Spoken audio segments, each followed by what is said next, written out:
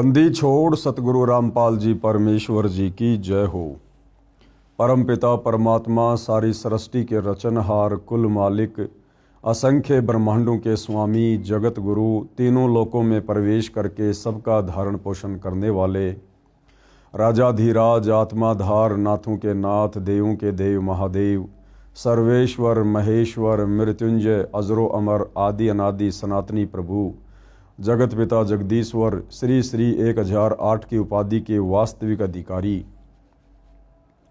अकाल मूरत सौद स्वरूपी राम वासुदेव सर्वगतम ब्रह्म परम पूज्य प्रथम पूज्य परम संत परम पुरुष परम धनी परम दयालु सत्य कबीर हक्का कबीर अल्लाहु कबीर अल्लाहु अकबर बाखबर अल्लाह ताला जगत के तारणहार जगत के मुक्तिदाता जगत के जगन्नाथ हारे के सहारे हिंदुओं के राम मुसलमानों के अल्लाह सिखों के वाहिगुरु ईसाइयों के मसीह दया के सागर दयानिधि करुणा के सागर करुणानिधि स्वयंभू परिभू संकट मोचन कष्ट हरण मंगल करण दुख भंजन अविगत कबीर निर्विकार निर्विषम परमात्मा अलय अलेख सतगुरु आदि अनादि सतगुरु असली मर्यादा पुरुषोत्तम असली राम असली कृष्ण असली घनश्याम असली मुरारी राजाओं के राजा महाराजाओं के महाराजा शहंशाहों के शहंशाह सम्राटों के सम्राट भगवानों के भगवान अल्लाहों के अल्लाह प्रभुओं के प्रभु मसीहाओं के मसीह सच्चे वाहिगुरु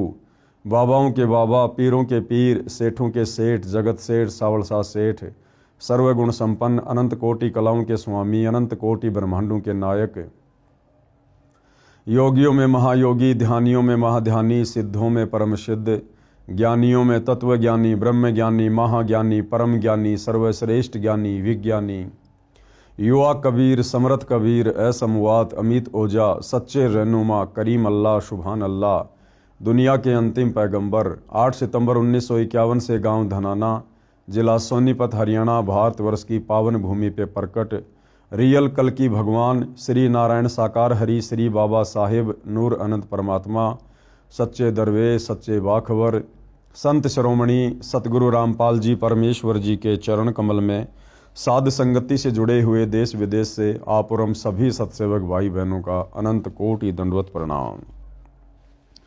सत्साई भाई और बहनों, बहुत बड़ी दया बहुत बड़ी मेहर पूज्य गुरुदेव भगवान की परमेश्वर रामपाल जी की, जिनके शुभ आशीर्वाद से विशेष आशीर्वाद से उन्हीं के पवित्र कर कमलों से लिखित पवित्र पुस्तक हिंदू साहिबान नहीं समझे गीता वेद पुराण, इस पुस्तक के ऊपर वीडियो बनाने की श्रृंखला जारी है। इसी श्रृंखला में आज हमारा ये 5वें नंबर का वीडियो है। भाई और बहनों, प्रत्येक वीडियो में हिंदू समाज से जुड़े भाई बहनों को बहुत ही अच्छी और गहरी शिक्षाएं मिल रही हैं। पिछले वीडियो में हमने इस पवित्र पुस्तक से पढ़ा कि हिंदू धर्म के पवित्र हिंदू सदग्रंथ भक्ति और भगवान के विषय में अध्यात्म के विषय में क्या कह रहे हैं और पवित्र हिंदू समाज उन शास्त्रों के विरुद्ध कैसी कैसी पाखंड मत वाली साधनाएं कर रहा है। आज के इस वीडियो में हम देखेंगे कि पवित्र हिंदू ग्रंथ क्या कह रहे हैं और हिंदू धर्म के जो धर्म गुरु हैं वो उन धर्मशास्त्रों के विपरीत कैसे कैसे उनका अनुवाद कर रहे हैं, कैसी कैसी पाखंड मत वाली आदि अधूरी मनमानी साधना समाज में परोस रहे हैं। तो भाई और बहनों, पूज्य गुरुदेव जी के आशीर्वाद से हम आगे बढ़ते हैं। पवित्र हिंदू धर्म गुरु नहीं समझे गीता निर्मल ज्ञान, यानी हिंदू धर्म के धर्म गुरु चाहे आचार्य हों शंकराचार्य हों चाहे आदि शंकराचार्य रहे हों, कोई भी हिंदू धर्म के सदग्रंथों को नहीं समझ पाया। पूज्य गुरुदेव भगवान हमें क्या बताना चाहते हैं, क्या समझाना चाहते हैं, ध्यान से देखिएगा। पेश है एक झलक गुरुओं के अनुवाद की, यानी हिंदू धर्म के धर्म गुरुओं ने जिस प्रकार से गीता जी के श्लोकों का अनुवाद किया है वो कितना सही है कितना गलत है, किस प्रकार से किया है। अन्य प्रमाण गीता अध्याय 10 श्लोक 3, कृपया पढ़ें फोटोकॉपी गीता अध्याय 10 श्लोक 3 की, जो गीता प्रेस गोरखपुर से प्रकाशित व मुद्रित है, जिसके अनुवादक श्री जय दयाल गोविंदका जी हैं। यानी भाइयों और बहनों, विशेषकर हिंदू समाज में गीता प्रेस गोरखपुर से प्रकाशित जितनी भी धार्मिक पुस्तकें हैं, पुराण हैं, गीता जी हैं, वेद हैं, हर हिंदू को मान्य है। और विशेषकर जय दयाल गोविंदका जी ने जिस गीता प्रेस गोरखपुर से प्रकाशित गीता जी का अनुवाद किया है, वो तो निसंदेह समस्त हिंदू समाज को मान्य है। तो देखिएगा किस प्रकार से गीता के अनुवादकों ने गीता के श्लोकों का उल्टा अर्थ किया है। ये श्लोक आपकी आंखों के सामने है। गीता जी अध्याय 10 श्लोक 3 की फोटोकॉपी है ये माम अजम अनादिम च वेति लोक महेश्वरम अश्मूढ़ स मृतेषु सर्व पापे प्रमुचते। इधर संस्कृत है और इधर अनुवादकों ने हिंदी में अनुवाद किया है। जो मुझको अजन्मा अर्थात वास्तव में जन्म रहित अनादि और लोकों का महान ईश्वर तत्व से जानता है, वह मनुष्यों में भगवान पुरुष, ज्ञानवान पुरुष संपूर्ण पापों से मुक्त हो जाता है। यह अनुवाद किया है भाइयों और बहनों हिंदू धर्म के अनुवादकों ने गीता जी का। ये गीता अध्याय 10 श्लोक नंबर 3 की फोटोकॉपी है, जिसमें अनुवादक के द्वारा गीता ज्ञान देने वाले ब्रह्म को अजन्मा, अनादि, कभी ना मरने वाला, नाशवान भगवान कहकर संबोधित किया गया है। जबकि इसी अनुवादक ने, जय दयाल गोविंदका ने, जस्ट एक श्लोक पीछे, यानी ये जो फोटोकॉपी है जिसमें गीता ज्ञान देने वाले ब्रह्म को अजन्मा, जन्म रहित, अनादि और सभी लोगों का महान ईश्वर कहकर व्याख्या की गई है, इसी जय दयाल गोविंदका ने गीता जी अध्याय 10 श्लोक नंबर 2 में खुद अपने कर कमल से अनुवाद किया है कि गीता ज्ञान देने वाला नाशवान भगवान है। गीता ज्ञान देने वाले की जन्म और मृत्यु होती है।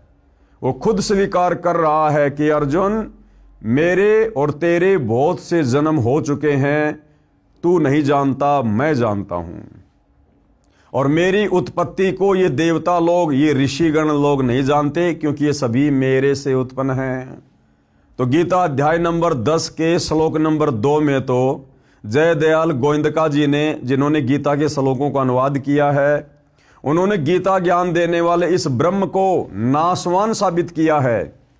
और जस्ट एक श्लोक आगे गीता अध्याय 10 श्लोक नंबर 3 आपकी आंखों के सामने है, उसी अनुवादक ने गीता ज्ञान देने वाले ब्रह्म को यहां पर अजन्मा, जिसका कभी जन्म नहीं होता, वास्तव में जन्म रहित, अनादि, यानी जो सबसे पहले वाला है, और लोकों का महान ईश्वर, इस प्रकार से संबोधित कर दिया।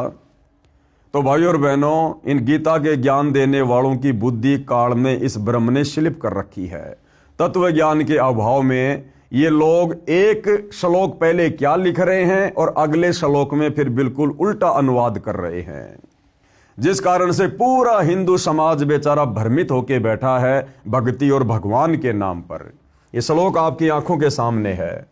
गीता ज्ञान देने वाले को, ब्रह्म को, ब्रह्मा विष्णु महेश के पिता को, दुर्गा के पति को यहां पर अजन्मा, वास्तव में जन्म रहित, अनादि और लोकों का महान ईश्वर जो इस प्रकार तत्व से जानता है, वह मनुष्यों में ज्ञानवान पुरुष संपूर्ण पापों से मुक्त हो जाता है। आगे देखिएगा,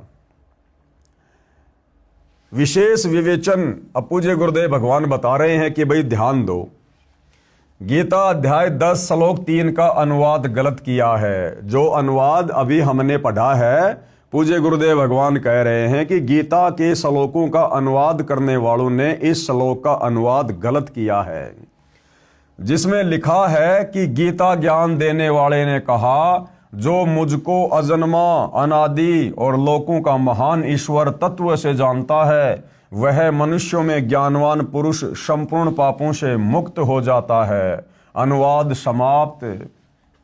महा आश्चर्य। अब क्या कह रहे हैं पूज्य गुरुदेव भगवान की पुण्यात्माओं, विचार करो। महा आश्चर्य कैसे? गीता अध्याय 10 श्लोक 2 में गीता ज्ञान दाता ने कहा है कि मेरी उत्पत्ति हुई है, गीता अध्याय 10 श्लोक 2 में तो खुद गीता का ज्ञान देने वाला भगवान ये ब्रह्म कह रहा है कि अर्जुन मेरी तो उत्पत्ति हुई है, यानी मेरा तो जन्म हुआ है, और जिसका जन्म होता है उसकी मृत्यु भी होती है। गीता अध्याय 10 श्लोक 2 में गीता ज्ञानदाता ने कहा है कि मेरी उत्पत्ति हुई है, जिसका अनुवाद भी इन्हीं अनुवादकों ने किया है। फिर श्लोक 3 में तुरंत ये कहे कि मैं अजन्मा हूं, यानी अध्याय 10 के श्लोक नंबर 2 में तो गीता ज्ञान देने वाला कह रहा है कि मेरी तो उत्पत्ति हुई है, मेरा तो जन्म हुआ है, मैं नाशवान हूं, और जस्ट अगले श्लोक में कहे कि मैं तो अजन्मा हूं, तो ये बात कैसे गले उतरेगी भाई। तो इन अनुवादकों ने भी जरा सा विचार नहीं किया भाई और बहनों, और जैसा इनकी बुद्धि ने काम किया उस हिसाब से गीता के श्लोकों को ना समझकर अपने बुद्धि स्तर से काल प्रेरणा से उनका अनुवाद करके समाज में पेश कर दिया, और भोले भाले समाज ने इस आधे अधूरे ज्ञान को स्वीकार भी कर लिया। ध्यान से पढ़िएगा, गीता अध्याय 10 श्लोक 2 में गीता ज्ञानदाता ने कहा है कि मेरी उत्पत्ति हुई है, जिसका अनुवाद भी इन्हीं अनुवादकों ने किया है। फिर श्लोक 3 में तुरंत ये कहे कि मैं अजन्मा हूं, तो ये मूर्खता कही जा सकती है। परंतु गीता ज्ञानदाता ऐसी गलती नहीं कर सकता। क्या कह रहे हैं गुरुदेव भगवान कि ये गलती गीता ज्ञानदाता की नहीं है, ये गलती अनुवादकों की है, जो गीता को अच्छे से समझ नहीं पाए और गीता के श्लोकों का गलत अनुवाद कर दिया। परंतु गीता ज्ञानदाता ऐसी गलती नहीं कर सकता। ये 21 ब्रह्मांडों का मालिक है। कौन? ये ब्रह्मा विष्णु महेश का पिता, दुर्गा का पति, ब्रह्म काल। परंतु ये नाशवान है। ये गलती अनुवादकों की है, जो अपनी बुद्धि से काम न लेकर लोक वेद को ही आधार बनाकर अर्थ करते हैं।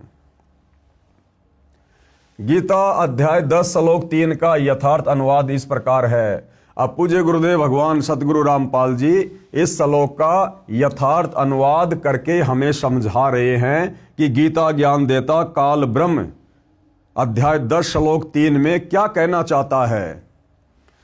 जो माम यानी मुझको, जो मुझको, किसको? ये ब्रह्म कह रहा है, ये काल कह रहा है, गीता का ज्ञान देने वाला, जो मुझको और अजन्मा यानी वास्तव में जन्म रहित है, अनादिम, अनादिम यानी जिसकी आदि न हो, अर्थात जो सदा से है, लोक महेश्वरम, सब लोकों के महान ईश्वर यानी परम अक्षर ब्रह्म को जानता है, वह मनुष्यों में ज्ञानवान पुरुष संपूर्ण पापों से मुक्त हो जाता है। इस श्लोक का वास्तविक अर्थ तो ये है, गीता ज्ञानदाता कह रहा है कि जो इस गीता जी को पढ़कर मेरी स्थिति के बारे में जान लेता है कि मैं तो ब्रह्म हूं और ब्रह्मलोक में रहता हूं, मेरी साधना का ओम मंत्र है, मेरा जन्म होता है, मेरी मृत्यु होती है, मेरे ब्रह्मलोक में गए हुए प्राणी भी लौटकर वापस संसार में आते हैं, उनकी पूर्ण मुक्ति नहीं होती।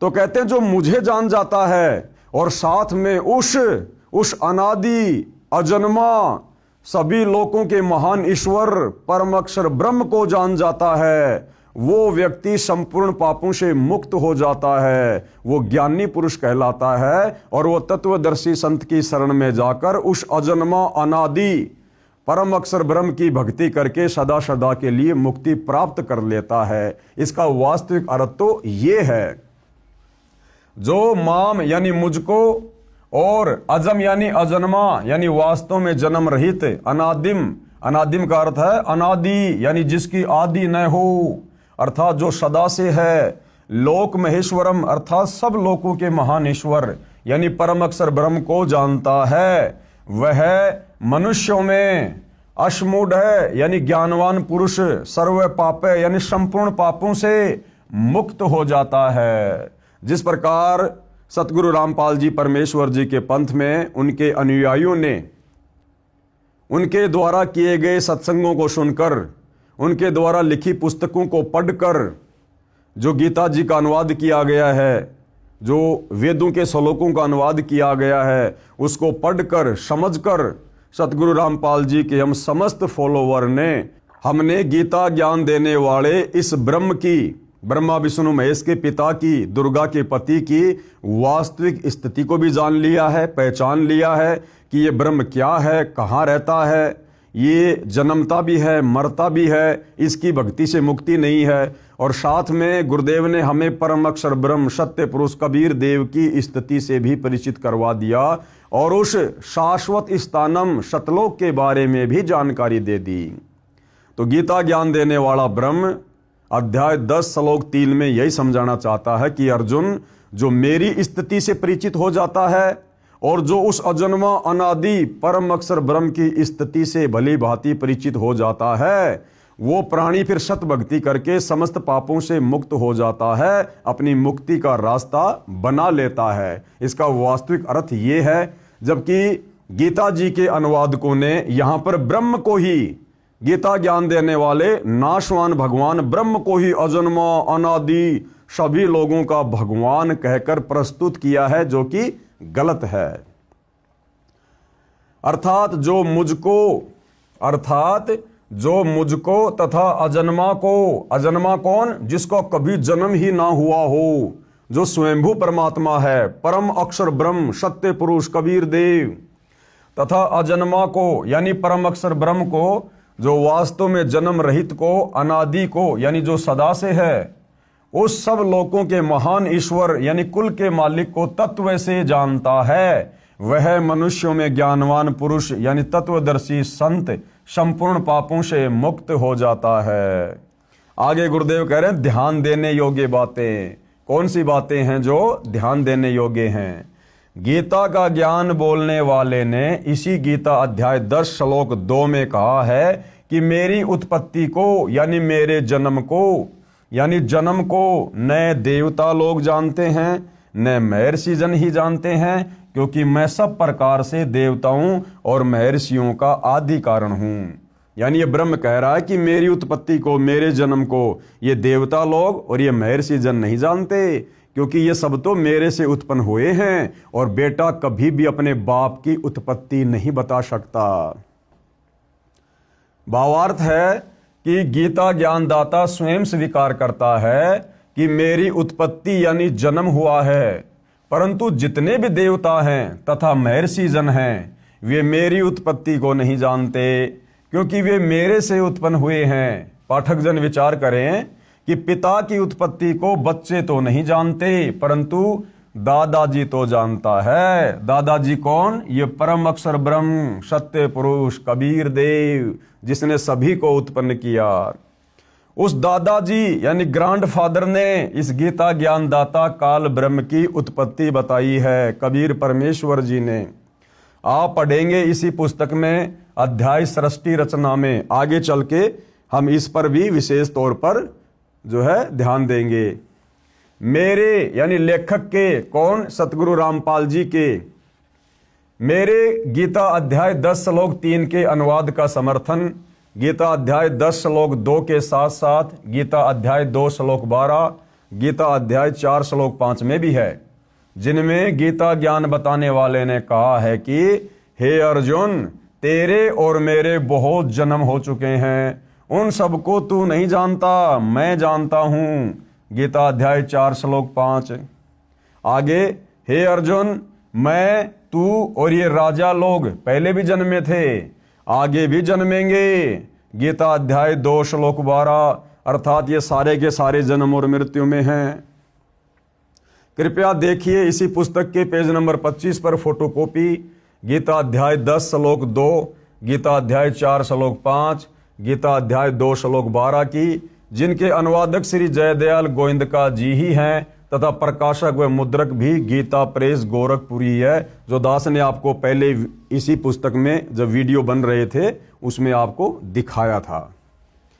गीता अध्याय 4 का श्लोक 5 में गीता बोलने वाले ने स्पष्ट कहा है कि हे परंतप अर्जुन, मेरे और तेरे बहुत जन्म हो चुके हैं, उन सबको तू नहीं जानता, मैं जानता हूं। अर्थात गीता ज्ञान देने वाला नाशवान है, इसके भी जन्म और मृत्यु होती है।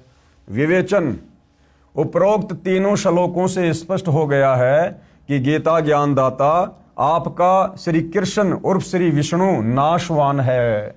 यानी आम हिंदू समाज गीता का ज्ञान देने वाला श्री कृष्ण जी को मानता है, तो श्री कृष्ण जी कहो चाहे श्री विष्णु जी कहो, क्योंकि विष्णु जी के अवतार श्री कृष्ण जी थे।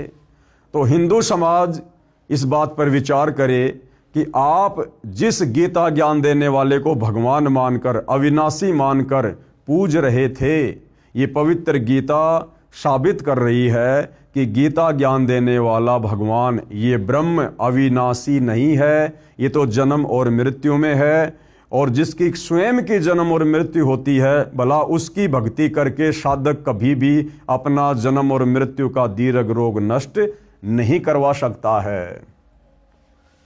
आपका श्री कृष्ण और श्री विष्णु नाशवान है, उसकी जन्म मृत्यु होती है। अन्य प्रमाण देखो जो स्पष्ट करते हैं कि हिंदू धर्मगुरु नहीं समझे गीता का निर्मल ज्ञान। अविनाशी परमात्मा गीता बोलने वाले से अन्य है। अब क्या स्पष्ट करने जा रहे हैं पूज्य गुरुदेव भगवान इसी पवित्र गीता जी से, जो कि हिंदुओं का सर्वमान्य ग्रंथ है, कि वो अविनाशी परमात्मा, अजन्मा अनादि परमात्मा, जिसने सारी सृष्टि को रचा है, परम अक्षर ब्रह्म, सत्य पुरुष, कबीर देव, वो अविनाशी परमात्मा गीता का ज्ञान देने वाले इस नाशवान ब्रह्म से अलग है। अविनाशी परमात्मा गीता बोलने वाले से अन्य है। प्रमाण, अविनाशी परमात्मा तो गीता ज्ञान दाता यानी आपके श्री कृष्ण जी उर्फ श्री विष्णु जी से अन्य है, जो सर्व प्राणियों की उत्पत्ति करता है, यानी जिससे यह जगत व्याप्त है। यानी जिस अविनाशी परमात्मा ने, परम अक्षर ब्रह्म ने सारी सृष्टि को रचा है, वो तो गीता का ज्ञान देने वाले इस ब्रह्म से अलग है, जो सबका धारण पोषण करने वाला है। गीता ज्ञानदाता ने अर्जुन को उसकी शरण में जाने के लिए कहा है, अध्याय 18 श्लोक नंबर 62 में, कि तू सर्वभाव से उस परमेश्वर की शरण में जा।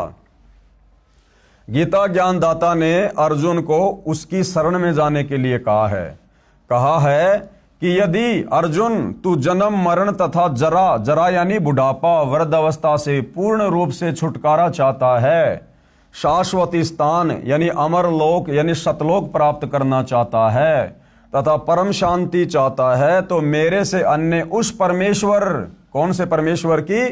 परम अक्षर ब्रह्म की शरण में जा, जो गीता अध्याय नंबर 15 श्लोक नंबर 17 में कहा कि उत्तम पुरुष है तू अन्य, यानी वो सर्वश्रेष्ठ परमात्मा तो वो तीसरे नंबर का है, जो सतलोक में रहता है।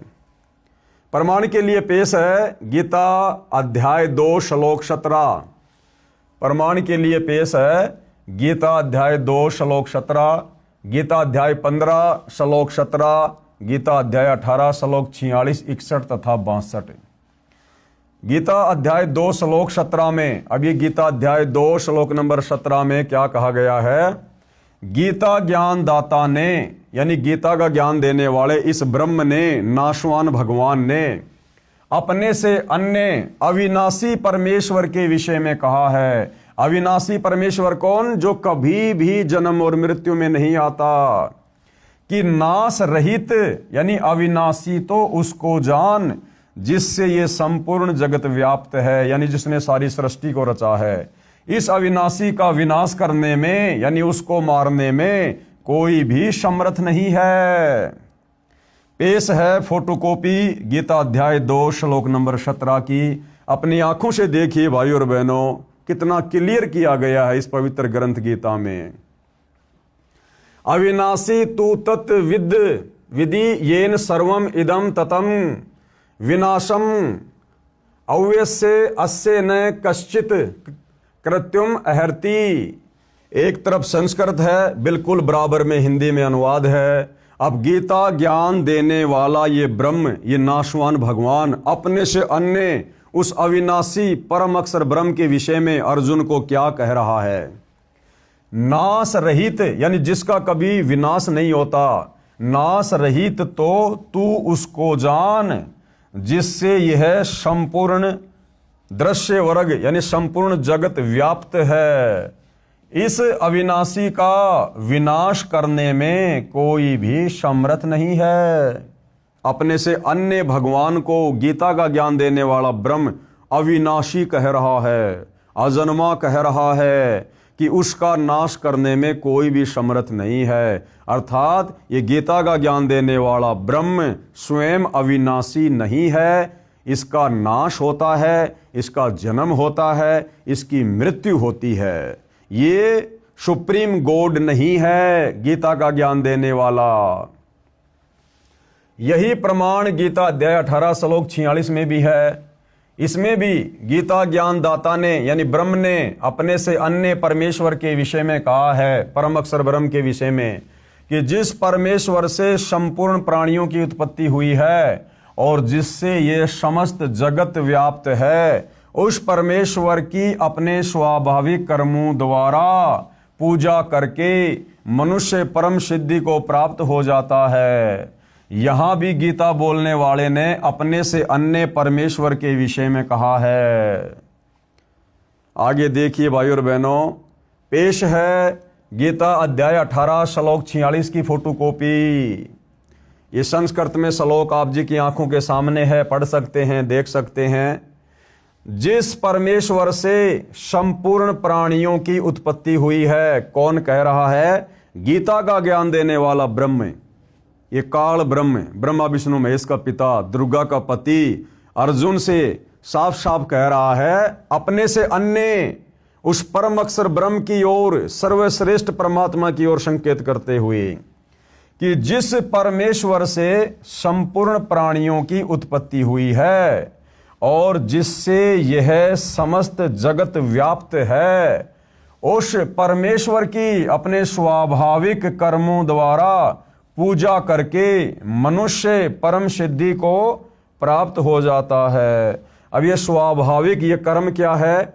जब हम सतगुरु रामपाल जी से उपदेश लेकर शास्त्र अनुकूल सत भक्ति ग्रहण करेंगे तो सतगुरु रामपाल जी परमेश्वर हमें जो भक्ति बताएंगे, उस भक्ति को हमने अपना कार्य करते करते, यानी जो किसान है अपनी किसानी कर रहा है, दुकानदार अपनी दुकानदारी कर रहा है, यानी कार्य करते करते हमने अपने गुरु के वचन और मर्यादाओं में रहकर उस भक्ति को सफल करना है, जिससे हमारी मुक्ति होगी। यही प्रमाण गीता अध्याय 15 श्लोक 17 में भी है। यानी गीता अध्याय 15 श्लोक नंबर 17 में भी गीता का ज्ञान देने वाला ये ब्रह्म क्या कह रहा है कि अविनाशी व सबका धारण पोषण करने वाला वह पुरुषोत्तम परमात्मा, तो पुरुषोत्तम यानी सभी पुरुषों में उत्तम, पुरुष यानी भगवान, और पुरुषोत्तम यानी सभी भगवानों में सर्वश्रेष्ठ भगवान, वह पुरुषोत्तम परमात्मा तो गीता ज्ञान देने वाले से अन्य ही बताया है। पेश है गीता अध्याय 15 श्लोक 17 की फोटोकॉपी। देखो भाई और बहनों, सौभाग्य है आपका, जो भी बात बोली जा रही है साथ में प्रमाण दिए जा रहे हैं ताकि किसी भी प्रकार की शंका भगत समाज को ना रहे। तो ये गीता अध्याय 15 श्लोक नंबर 17 की फोटोकॉपी है, जिसमें क्या कहा गया है? गीता ज्ञान देने वाला ब्रह्म, ब्रह्मा विष्णु महेश का पिता, दुर्गा का पति, ये ज्योति निरंजन क्या कह रहा है? उत्तम पुरुष है तू अन्य, यानी सर्वश्रेष्ठ परमात्मा तो अन्य ही है। परमात्मा इति उदारत है, जिसको वास्तव में परमात्मा कहा जा सकता है। ये लोकत्रयम अवश्य विभर्ति अवय ईश्वर।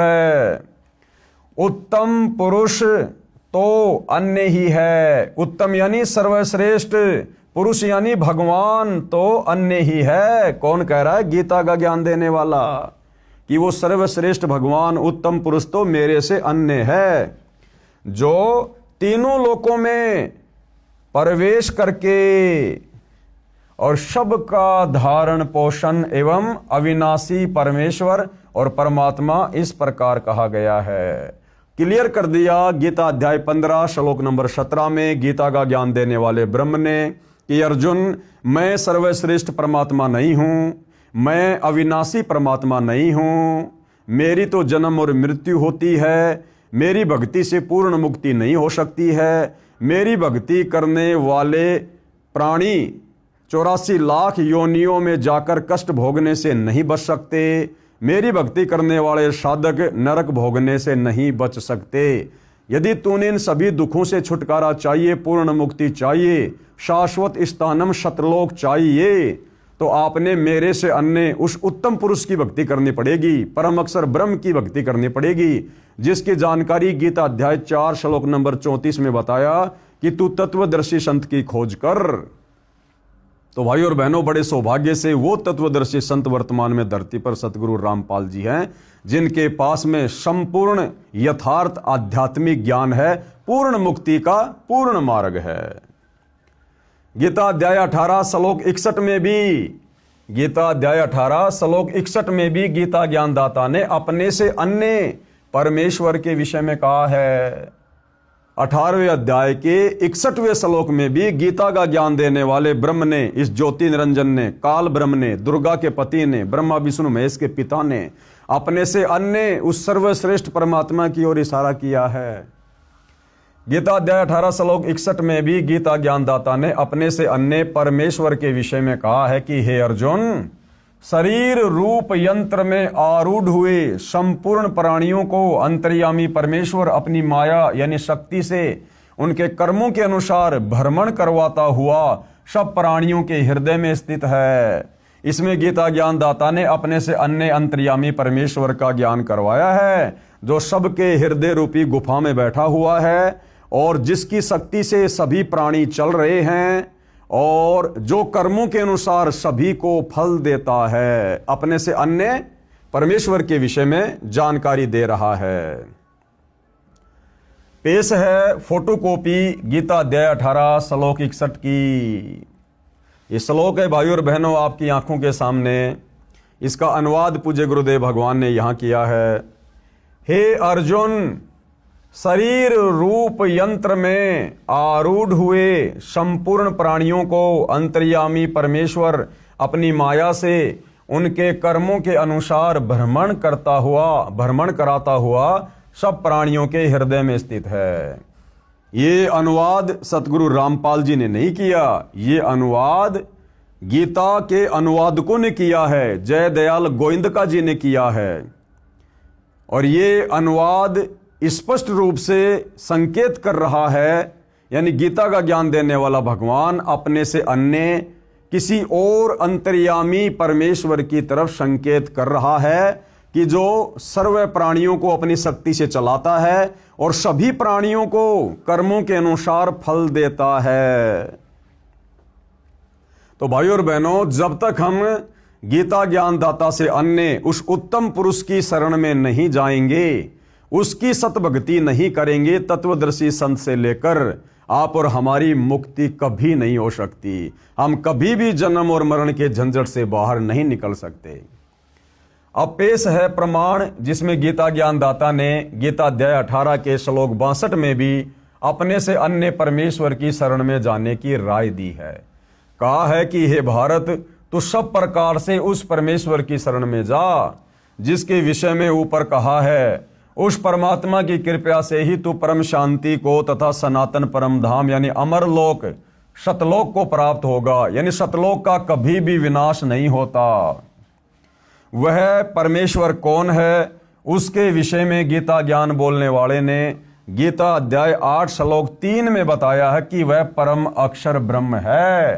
क्या नाम है उसका? जिसकी शरण में जाने के बाद, जिसके सतलोक में जाने के बाद ये प्राणी फिर कभी जन्म और मृत्यु में नहीं आता, सदा सदा के लिए वहां पर सुख भोगता है। उस सतलोक में कोई दुख नहीं, कोई कष्ट नहीं, कोई लड़ाई झगड़ा नहीं, वहां कोई नरक नहीं है, 84 लाख योनियां नहीं है, वहां जीव की कभी मृत्यु नहीं होती है, वहां कभी बुढ़ापा नहीं है, वहां अखंड भंडारे हैं, सुख ही सुख हैं, सर्व वहां पर साधन मुफ्त में उपलब्ध हैं उस परम अक्षर ब्रह्म की रजा से, उसकी कृपा से। तो वहां जाने के बाद ही हमारे को परम शांति मिल सकती है, क्योंकि जब तक हम जन्मेंगे मरेंगे हम कभी भी परम शांति को प्राप्त नहीं हो सकते। जहां जन्म और मरण नहीं होगा वहीं जाकर हमें परम शांति मिलेगी, और वो परम शांति उस परम अक्षर ब्रह्म के सतलोक में है, सतलोक में। पेश है फोटोकॉपी गीता अध्याय 18 श्लोक 62 की। तम एवं शरणम गच्छ सर्वभावेन भारत, तत्प्रसादात प्राम शांतिम स्थानम प्रापेसी शाश्वतम। हे भारत यानी हे अर्जुन, कौन कह रहा है? गीता का ज्ञान देने वाला भगवान।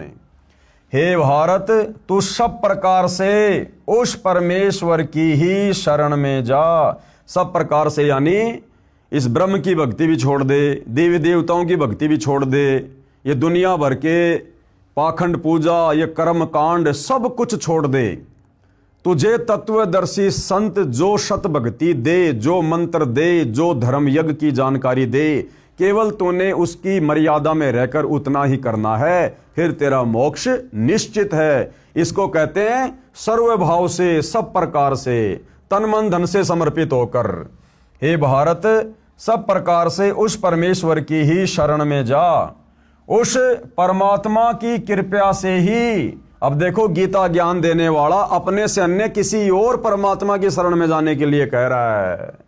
उस परमात्मा की कृपा से ही तू परम शांति को तथा सनातन परम धाम को, सनातन परम धाम यानी वो सबसे पहले वाला स्थान जो कभी भी विनाश में नहीं आता, जहां कभी कोई प्रलय नहीं होती, महाप्रलय नहीं होती है, जिसका कभी विनाश नहीं होता है। कहते हैं उस परमात्मा की कृपा से तू उस परम शांति को तथा सनातन परम धाम को प्राप्त होगा। तो भाइयों और बहनों, गीता जी बिल्कुल शब्दा शब्द क्लियर कर रही है कि गीता का ज्ञान देने वाला सर्वश्रेष्ठ परमात्मा नहीं है। गीता ज्ञान देने वाले की भक्ति करने से मुक्ति नहीं हो सकती है। पवित्र गीता जी के अनुवादकों की अज्ञानता का प्रमाण पेश है हिंदू धर्मगुरु साहिबानों की सरेआम अज्ञानता व शब्दों के अर्थों के अनर्थ का प्रमाण। यानी भाइयों और बहनों, तत्व ज्ञान के अभाव में गीता के अध्याय व श्लोकों का अनुवाद करने वाले अनुवादकों ने भी अपनी अज्ञानता पेश करने में कोई कमी नहीं छोड़ी है। गीता अध्याय 18 श्लोक 66। गीता जी के सब अनुवादकों ने गीता अध्याय 18 श्लोक 66 का गलत अनुवाद किया है। इस श्लोक 66 के मूल पाठ में वरज शब्द है। क्या शब्द है भाइयों और बहनों? ये वरज शब्द है, वरज, जिसका अर्थ आना किया है। गीता के सभी अनुवादकों ने गीता अध्याय 18 श्लोक नंबर 66 के श्लोक में वर्ज शब्द है, और वर्ज शब्द का असल में मतलब होता है जाना। जैसे अंग्रेजी में गो मानी जाना, इसी प्रकार ये संस्कृत का शब्द है वर्ज। वर्ज का मतलब होता जाना, लेकिन सभी गीता के अनुवादकों ने उस वर्ज का अर्थ किया है आना। जैसे गो का अर्थ कोई कर दे आना। ये सबसे बड़ी अज्ञानता है इन लोगों की। क्यों? क्योंकि इनकी नजरों में इस ब्रह्म से बढ़कर दूसरा कोई भगवान इनकी समझ में नहीं आया, तो इन्होंने अध्याय और श्लोक के इन शब्दों का अर्थ भी गलत कर दिया। गीता अध्याय 18 श्लोक 66 का अनुवाद गलत किया है। इस श्लोक 66 के मूल पाठ में वरज शब्द है, वरज, जिसका अर्थ आना किया है, जो गलत है। वरज का अर्थ जाना, चले जाना, प्रस्थान करना, एक स्थान से दूसरे स्थान पर जाना है। प्रमाण के लिए पेश है फोटोकॉपी संस्कृत हिंदी शब्दकोश की, जिसके संग्रहकर्ता हैं वामन शिवराम आपटे। आपको हिंदी संस्कृत शब्दकोश से दिखाते हैं कि वरज का मतलब क्या होता है। यह है भाइयों और बहनों वरज, और वरज का अर्थ क्या है? जाना, चलना, प्रगति करना, पहुंचना, दर्शन करना, यानी आगे की ओर बढ़ना। ये वरज का रियल में अर्थ है, जाना। जबकि गीता के इस श्लोक का अनुवाद करने वाले सभी अनुवादकों ने एक दूसरे की नकल करते हुए तत्व ज्ञान के अभाव में अर्थ का अनर्थ कर दिया और वरज का अर्थ कर दिया आना। शब्दकोश से स्पष्ट हुआ कि वरज माने जाना है। अन्य प्रमाण एस्कॉन के संस्थापक श्री प्रभुपाद जी महाराज द्वारा अनुवादित श्रीमद् भगवद गीता के अध्याय 18 श्लोक 66 के अनुवाद से पहले शब्दों के अर्थ लिखे हैं। उनमें तो वर्ज का अर्थ जाओ ठीक लिखा है, परंतु श्लोक 66 के अनुवाद में आओ गलत किया है। ये एस्कॉन के संस्थापक श्री प्रभुपाद जी जो भगवान को प्यारे हो चुके हैं, इन्होंने भी गीता का अनुवाद किया और गीता के इस श्लोक का 18वें अध्याय के 66वें श्लोक का अर्थ करते हुए उन्होंने शब्दकोश में तो लिख दिया वर्ज मतलब जाना, और जब 66वें श्लोक का अर्थ किया तो वहां कर दिया वर्ज का मतलब आना, बिल्कुल उल्टा। देखिएगा स्वामी प्रभुपाद जी की गीता अनुवाद में गलती प्रमाण के लिए पेश है फोटोकॉपी गीता अध्याय 18 श्लोक 66 की, जिसके अनुवादक हैं स्वामी प्रभुपाद जी तथा भक्ति वेदांत बुक ट्रस्ट द्वारा प्रकाशित है। ये एस्कॉन के संस्थापक श्री प्रभुपाद जी द्वारा अनुवाद की गई गीता है, जो आपको आजकल 200-200 रुपये में 300-300 रुपये में एस्कॉन वाले आपको बेचते हुए मिल जाएंगे। श्लोक क्या है? सर्व धर्मान परित्यज्य माम एकम शरणम व्रज अहम तवा सर्व पापे भी मोक्ष्यामि मा शुच। यहां पर ये वर्ज शब्द है, वर्ज ये लिखा हुआ वर्ज शब्द है। सर्व धर्मान परित्यज्य माम एकम शरणम व्रज। अब देखो, सर्व धर्मान यानी समस्त प्रकार के धर्म, परित्यज्य यानी त्याग कर, माम यानी मेरी, एकम यानी एकमात्र, शरणम यानी शरण में, व्रज मानी जाओ, व्रज मानी जाओ। अब देखो भाई और बहनों, शब्दों के जो अर्थ किए हैं उनमें तो व्रज का अर्थ लिख दिया जाओ, और जब इसका अनुवाद करेगा वहां पर लिख दिया आ जाओ। समस्त प्रकार के धर्मों का परित्याग करो और मेरी शरण में आओ। ये देखो, यहां तो व्रज का अर्थ कर दिया जाओ, बिल्कुल सही है, और श्लोक का अर्थ करते हुए व्रज का अर्थ कर दिया आओ। क्योंकि भाई और बहनों, इन समस्त गीता अनुवादकों की नजर में गीता ज्ञान देने वाले ब्रह्म से ऊपर दूसरा कोई भगवान इनको दिखाई नहीं दिया। तत्व ज्ञान के अभाव में इनकी ज्ञान वाली आंखें सर्वदा बंद पड़ी हुई थी, बंद। आगे चलिए भाई और बहनों,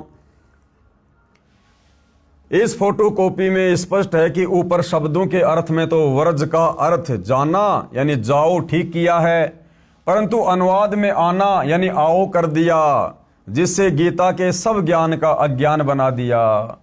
कारण यही रहा कि इन गुरुजनों को श्री कृष्ण से आगे का ज्ञान ही नहीं है, इनको अपने सदग्रंथों का भी ज्ञान नहीं है, इसलिए लिख दिया कि मेरी शरण में आ जा। यानी इन अनुवादकों ने देखा कि भैया गीता अध्याय नंबर 18 श्लोक नंबर 66 कि सर्वधर्मान परित्यज्य माम एकम शरणम व्रज अहम तवा सर्व पापे भी मोक्ष्यामि मा शुच। इन्होंने देखा कि भगवान अपने से अन्य और किसकी शरण में जाने के लिए कह रहे हैं? व्रज यानी जाना, कि हे अर्जुन, तू सब प्रकार से मेरे निमित्त, मेरे लेवल की जितने भी पूजा भक्ति साधना जप तप की कमाई है वो मुझे समर्पित कर दे, और तू उस एकमात्र अद्वितीय परमात्मा की शरण में जा। मैं तुझे सब प्रकार के पापों से बंधनों से मुक्त कर दूंगा। इसका रियल अर्थ तो है ये। और जब इन अनुवादकों ने यह श्लोक पढ़ा, क्योंकि इनकी बुद्धि तो श्री कृष्ण जी से ऊपर जा ही नहीं रही थी कि इनसे ऊपर तो कोई भगवान है ही नहीं, तत्व ज्ञान इनको था नहीं, तो इन्होंने देखा कि यहां पर श्री कृष्ण जी यानी ब्रह्म अपने से अन्य किसी और की शरण में जाने के लिए क्यों कह रहे हैं? इनसे ऊपर और कौन भगवान है? तो इनकी समझ में भाई और बहनों गीता के श्लोक नहीं आए, तो इन्होंने व्रज का मतलब कर दिया वापस आना, क्योंकि ये श्री कृष्ण जी से ऊपर किसी और को भगवान नहीं मानते थे, तो इन्होंने अर्थों का अनर्थ कर दिया। अब बताओ, जब हमारे गीता अनुवादकों को ही गीता जी का ज्ञान नहीं, तत्व ज्ञान नहीं, शास्त्रों का ज्ञान नहीं, सर्वश्रेष्ठ परमात्मा की जानकारी नहीं, जबकि यही गीता जी और यही गीता का ज्ञान देने वाला ब्रह्म चीख चीख कर कह रहा है, अध्याय 2 श्लोक नंबर 17 कि मेरे से अन्य वो सर्वश्रेष्ठ परमात्मा है जो अजन्मा है, अनादि है, सभी लोगों को जिसने बनाया है, तू सर्वभाव से उसकी शरण में जा। लेकिन ये गीता के अनुवादक वहां तक नहीं पहुंच पाए तत्वदर्शी संत की शरण के अभाव में, और इन्होंने श्लोकों के अर्थों का भी अनर्थ कर दिया। इनको अपने सदग्रंथों का भी ज्ञान नहीं है, इसलिए लिख दिया कि मेरी शरण में आ जा। गीता अध्याय 18 श्लोक 62 में गच्छ शब्द है जिसका अर्थ भी जाना है, वहां ठीक कर दिया। जब श्लोक 62 में गीता ज्ञानदाता अपने से अन्य उस परमेश्वर यानी तत्व ब्रह्म यानी परम अक्षर ब्रह्म की शरण में जाने को कह रहा है, श्लोक 66 में अपनी शरण में आने को नहीं कहा, क्योंकि गीता अध्याय 2 श्लोक 7 में अर्जुन ने कहा कि मैं आपकी शरण हूं, यानी अर्जुन शरण में तो पहले से ही था। फिर यह कहना कि मेरी शरण में आ जा न्याय संगत भी नहीं है। यह अध्यात्म ज्ञान का टोटा है हमारे इन धर्म गुरुओं का, जिनको हम विद्वान माना करते थे और भक्ति के सर्वश्रेष्ठ मार्गदर्शक माना करते थे।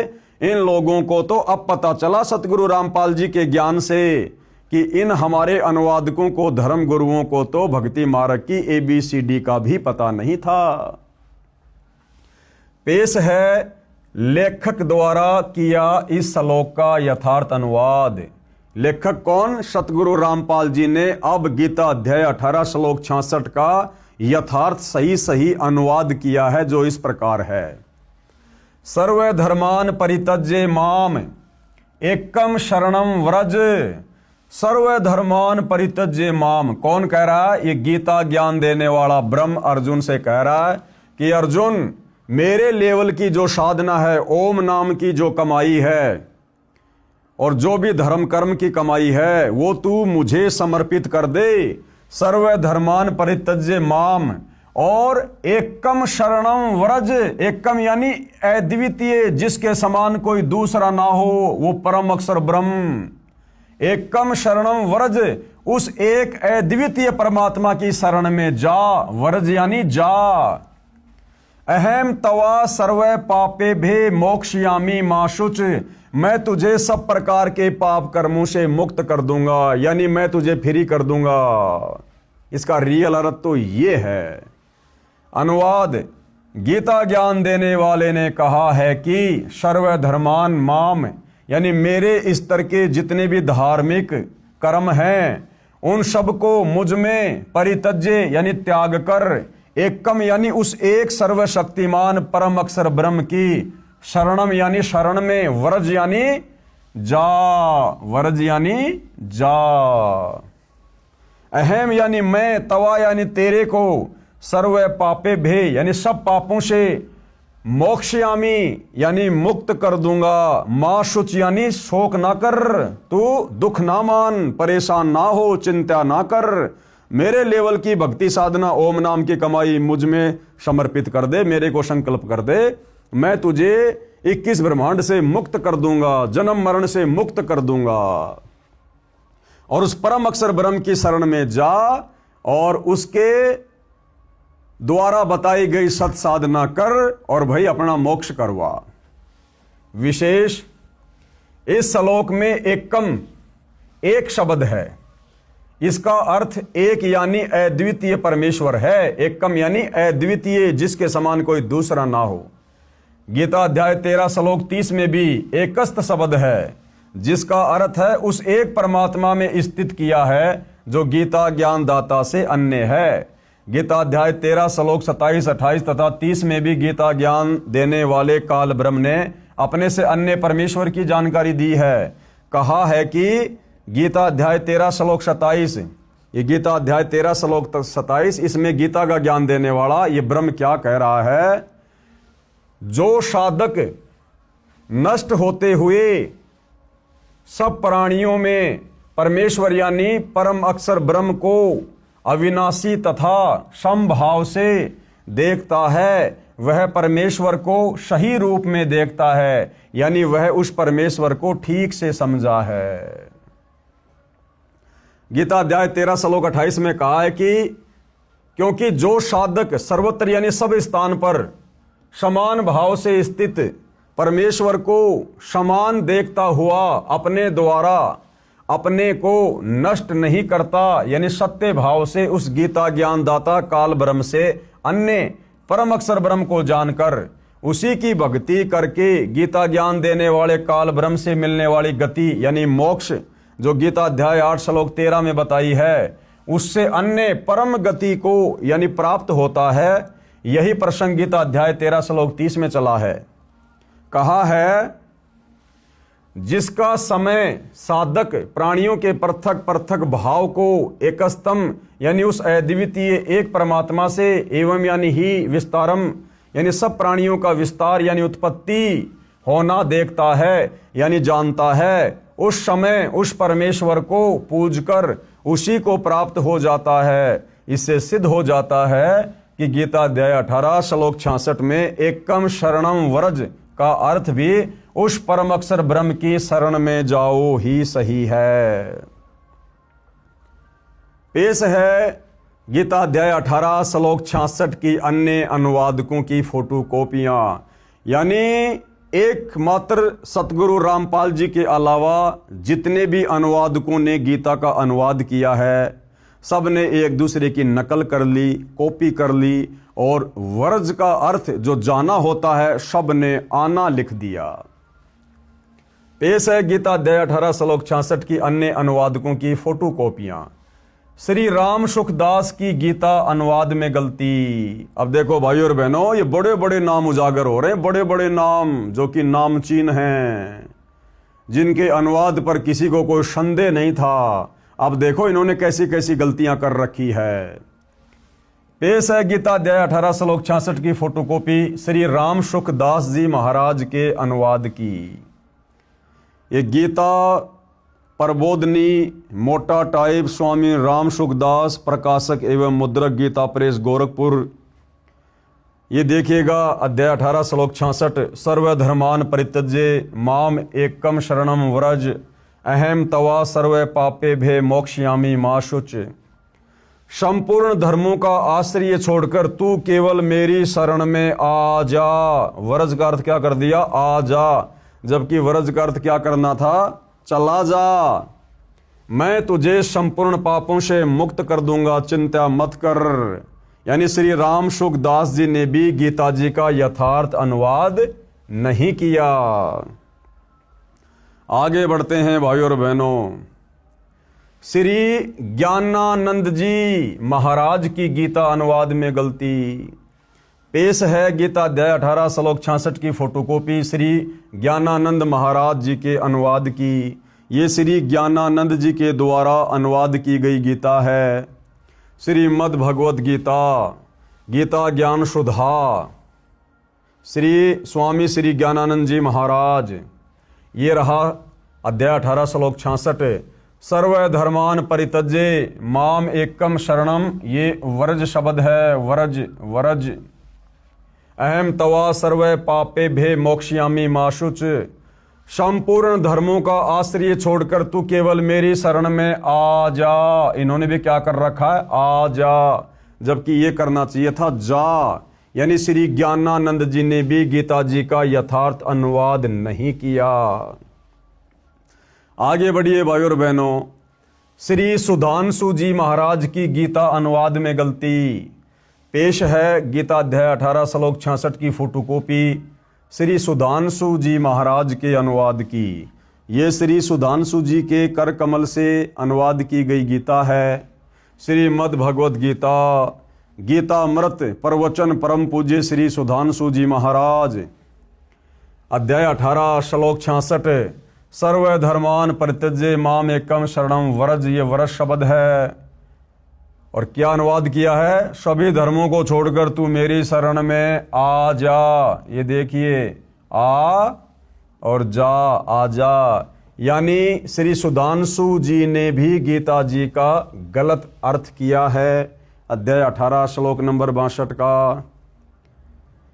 अब देखिए भाइयों और बहनों, श्री आसाराम जी महाराज की गीता अनुवाद में गलती। पेश है गीता अध्याय 18 श्लोक 66 की फोटोकॉपी श्री आसाराम जी महाराज के अनुवाद की। श्रीमद् भगवद गीता महात्म्य श्लोक अनुवाद महिला उत्थान ट्रस्ट संत श्री आसाराम जी आश्रम। अध्याय 18 श्लोक 66। सर्वधर्मान परित्यज्य माम एकम शरणम व्रज, ये व्रज शब्द है। और अनुवाद क्या किया है? संपूर्ण धर्मों को अर्थात संपूर्ण कर्तव्यों को मुझ में त्याग कर तू केवल एक मुझ सर्वशक्तिमान सर्वाधार परमेश्वर की शरण में आ जा। अरे वो तो पहले से ना उसकी शरण में है, वो तो अपने से अन्य किसी और सर्वश्रेष्ठ परम अक्षर ब्रह्म की शरण में जाने के लिए कह रहा है। लेकिन सब ने एक दूसरे की अनुवाद करते समय नकल कर रखी है। तो श्री आसाराम जी के द्वारा किया गया अनुवाद भी गलत है, रॉन्ग है। श्री अड़गड़ानंद जी महाराज की गीता अनुवाद में गलती। भाई और बहनों, इनके तो नाम से साबित हो जाता है कि श्री अड़गड़ानंद जी महाराज ने तो गीता के अध्याय 18 श्लोक 66 का अनुवाद करते समय अपना अड़ंगा अड़ाना ही अड़ाना था। पेश है गीता अध्याय 18 श्लोक 66 की फोटोकॉपी श्री अड़गड़ानंद जी महाराज के अनुवाद की। श्रीमद् भगवद गीता यथार्थ गीता मानव धर्मशास्त्र कहाँ से प्रकाशित है? आपकी आंखों के सामने है। अध्याय 18 श्लोक 66। सर्वधर्मान परित्यज्य माम एकम शरणम व्रज, ये व्रज शब्द है। क्या अर्थ किया है? संपूर्ण धर्मों को त्याग कर, अर्थात मैं ब्राह्मण श्रेणी का करता हूं या शूद्र श्रेणी का, क्षत्रिय हूं अथवा वैश्य, इसके विचार को त्याग कर केवल एक मेरी अनन्य शरण को प्राप्त हो। बताओ, उसी की शरण में आने को कह रहा है। अरे वो पहले से उसकी शरण में ना है भाई। मैं तुझे संपूर्ण पापों से मुक्त कर दूंगा, तू शोक मत कर। सब ने एक दूसरे की कॉपी पेस्ट कर रखी है। ये देखिए हंसादेश पंथ वालों की गीता अनुवाद में गलती। हंसादेश पंथ वालों की गीता अनुवाद में गलती। हंसादेश वाले कौन? श्री सतपाल जी महाराज। पेश है हंसादेश वाले पंथ श्री सतपाल जी महाराज व श्री प्रेम रावत जी, ये दोनों भाई हैं। प्रेम रावत जी महाराज के आश्रम से अनुवादित गीता अध्याय 18 श्लोक 66 की फोटोकॉपी। श्रीमद् भगवद गीता मानव उत्थान सेवा समिति पंजाबी बाग नई दिल्ली अध्याय 18 श्लोक 66। सर्वधर्मान परित्यज्य माम एकम शरणम व्रज, ये व्रज शब्द है। और क्या अनुवाद किया है? सर्वधर्मों के कर्मों को छोड़कर केवल मेरी ही शरण में आ जा। आ जा, जबकि करना चाहिए था चला जा भाई, अपना पीछा छुटवा ले, परम अक्षर ब्रह्म की शरण में चला जा।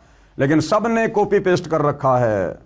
ये थे हमारे ज्ञानहीन धर्म गुरु, जिनको हम शास्त्रों के प्रकांड विद्वान मानकर और उनके मार्गदर्शन में अपनी आत्मा के कल्याण के लिए दौड़ लगा रहे थे। विशेष पूज्य गुरुदेव भगवान क्या कह रहे हैं? उपरोक्त परमाणु से स्पष्ट है कि मेरे यानी लेखक के यानी सतगुरु रामपाल जी के अतिरिक्त किसी को भी गीता का ज्ञान नहीं है। भाई ब्रह्मा विष्णु महेश को भी नहीं है, 33 करोड़ देवी देवताओं को भी नहीं है, ऋषियों को भी ज्ञान नहीं था। ये ज्ञान देने के लिए सतलोक से चलकर स्वयं वो परम अक्षर ब्रह्म सत्य पुरुष कबीर देव तत्वदर्शी संत की भूमिका करता है। और निसंदेह वर्तमान में वह तत्वदर्शी संत सतगुरु रामपाल जी हैं। सब ने शब्दों के अर्थों का अनर्थ करके ज्ञान का अज्ञान बनाकर जनता को भ्रमित कर रखा है। और यही कारण है भाई और बहनों, इतनी भक्ति करते करते, इतनी साधना करते करते बेचारे श्रद्धालु, कोई पैदल यात्रा कर रहा है, कोई बेचारा एक पैर पर खड़ा होकर तपस्या कर रहा है, कोई कावड़ लेकर आ रहा है, कोई अन्य प्रकार की घोर साधनाएं कर रहा है, कोई व्रत कर रहा है, कोई तीर्थों पर जा रहा है, कोई मंदिरों में मस्जिदों में जा रहा है। उसके बावजूद भी भाई और बहनों उनके कार्य सिद्ध नहीं हो रहे। भक्ति के प्रतिफल में जो सुख मिलने चाहिए वो सुख समाज को नहीं मिल रहे, जिस कारण से ये समाज धीरे धीरे नास्तिकता की ओर जा रहा है। तो भाई और बहनों, अब हम सभी का भाग्य उदय हुआ है। धरती पर वो परम संत प्रकट हो चुका है जो हमें इन्हीं शास्त्रों से निकालकर सत भक्ति दे रहे हैं। अब भी यदि हम पीछे रहेंगे तो फिर हमारे से बड़ा निर्भागी फिर दुनिया में कोई और नहीं होगा। उपरोक्त श्लोकों से प्रमाणित हुआ कि गीता ज्ञान देने वाले से अन्य परमेश्वर है। गीता ज्ञान देने वाला कौन? ये ब्रह्म ब्रह्मा विष्णु महेश का पिता, इससे अन्य कोई परमात्मा है, परम अक्षर ब्रह्म है, जो सृष्टि की उत्पत्ति करता व धारण पोषण करता, परम शांति प्रदान करने वाला है, उसी की शरण में जाने के लिए कहा है इस गीता अध्याय 18 श्लोक नंबर 66 में कि सर्वधर्मान परित्यज्य माम एकम शरणम व्रज। उसी की शरण में जाने के लिए गीता का ज्ञान देने वाला भगवान बार बार अर्जुन से कह रहा कि अर्जुन तू सर्व भाव से उस परमेश्वर की शरण में जा, जिसकी शरण में जाने के बाद फिर तुझे वापस लौटकर संसार में नहीं आना पड़ेगा, तेरा परमानेंट मोक्ष हो जाएगा। उसी की शरण में जाने के लिए कहा है। कृपया अन्य गलती जो अनुवादकों ने की है प्रमाण के लिए देखें गीता अध्याय 8 श्लोक 16 तथा गीता अध्याय 6 श्लोक 23 की फोटोकॉपी। गीता अध्याय 8 श्लोक 16 की फोटोकॉपी, ये श्लोक आप जियों की आंखों के सामने है। हे अर्जुन, ब्रह्मलोक पर्यंत सब लोक पुनरावर्ती में है। ये गीता का ज्ञान देने वाला भगवान, ये ब्रह्म अर्जुन से क्या कह रहा है कि हे अर्जुन, ब्रह्मलोक पर्यंत यानी ब्रह्मलोक में गया हुआ भगत भी, साधक भी वापस लौट के आता है, वो भी जन्म और मरण में है। और ब्रह्मलोक भाई और बहनों इस 21 ब्रह्मांड की सर्वश्रेष्ठ उपलब्धि है। ब्रह्मलोक सर्वश्रेष्ठ उपलब्धि है 21 ब्रह्मांड की। ब्रह्मलोक में वही साधक जा सकता है जो हर प्रकार से नियम मर्यादाओं में रहकर इस ब्रह्म के ओम नाम का जाप करता है अंतिम श्वास तक। और गीता अध्याय 8 श्लोक नंबर 16 में ये ब्रह्म, ये काल स्वयं कह रहा है कि हे अर्जुन, ब्रह्मलोक पर्यंत सब लोग पुनरावर्ती में है यानी आवागमन में है, जन्म और मरण के चक्कर में है। परंतु हे कुंती पुत्र, मुझको प्राप्त होकर पुनर्जन्म नहीं होता। ये हमारे अनुवादकों ने गलत अर्थ कर दिया कि हे अर्जुन, मुझ ब्रह्म को प्राप्त होकर फिर पुनर्जन्म नहीं होता, जबकि ये ब्रह्म तो कई बार अध्याय 12 श्लोक 2, अध्याय 2 श्लोक 10, अध्याय 4 श्लोक 5 और 9 में कह चुका है कि अर्जुन, मेरी उत्पत्ति को ये देवता नहीं जानते। हे अर्जुन, तेरे और मेरे बहुत से जन्म हो चुके हैं, तू नहीं जानता, मैं जानता हूं। फिर यहां पर गीता ज्ञान देने वाला ये क्यों कहेगा कि मुझको प्राप्त होकर पुनर्जन्म नहीं होता, जबकि ये खुद ही जन्म और मृत्यु में है? तो यहां पर गीता अनुवादकों ने इस श्लोक का अर्थ गलत किया है। इसका यथार्थ अनुवाद आप जी पहले सतगुरु रामपाल जी के कर कमल से लिखा हुआ देख चुके हैं। गीता अध्याय 6 श्लोक 23 में इसी अनुवादक ने विधात शब्द का अर्थ जानना किया है। विधात का अर्थ जानना। यदि गीता अध्याय 8 श्लोक 16 में विद्यते का अर्थ जानना कर दिया जाए तो सरलार सही हो जाता है, लेकिन इनको तत्व ज्ञान नहीं था और श्री कृष्ण जी से ऊपर ये किसी और को परमात्मा नहीं जानते थे, इसलिए घुमा फिराकर श्री कृष्ण जी पर ही वापस बात को ले आए। गीता अध्याय 6 श्लोक 23 की फोटोकॉपी। ये श्लोक आप जियों की आंखों के सामने है। क्या कहा गया है? दुख रूप संसार के संयोग से रहित तथा जिसका नाम योग है उसको जानना चाहिए। वह योग यानी भक्ति न उकताते हुए अर्थात धैर्य और उत्साह युक्त चित्त से निश्चय पूर्वक करना कर्तव्य है। गीता अध्याय 15 श्लोक 17 में उसी परम अक्षर ब्रह्म का वर्णन है। गीता अध्याय 15 श्लोक 17 में उसी परम अक्षर ब्रह्म का वर्णन है कि उत्तम पुरुष तू अन्य परमात्मा इति उदाहरते। गीता ज्ञानदाता ने कहा है उत्तम पुरुष तू अन्य यानी पुरुषोत्तम यानी सर्वश्रेष्ठ प्रभु तो मेरे से अन्य ही है। जो परमात्मा इति उदाहरते यानी परमात्मा इस प्रकार कहा गया है, ये यानी जो लोकत्रयम यानी तीनों लोक में आविश्य यानी प्रवेश करके विभर्ति यानी सबका धारण पोषण करता है तथा अव्यय यानी अविनाशी ईश्वर यानी वो परमेश्वर है। ध्यान रहे गीता अध्याय 8 श्लोक 8, 9, 10, 20 व 23 में तथा गीता अध्याय 18 श्लोक 61, 62 तथा 66 में भी इसी परम अक्षर ब्रह्म की महिमा है। कहा है कि जो परम अक्षर ब्रह्म यानी कबीर देव सत्य पुरुष सर्वस्य धातारम यानी सबका धारण पोषण करने वाला है, उस परमम दिव्यम पुरुषम यानी परम दिव्य पुरुष यानी सच्चिदानंद घन ब्रह्म परमेश्वर को भजता है, उसी को प्राप्त होता है।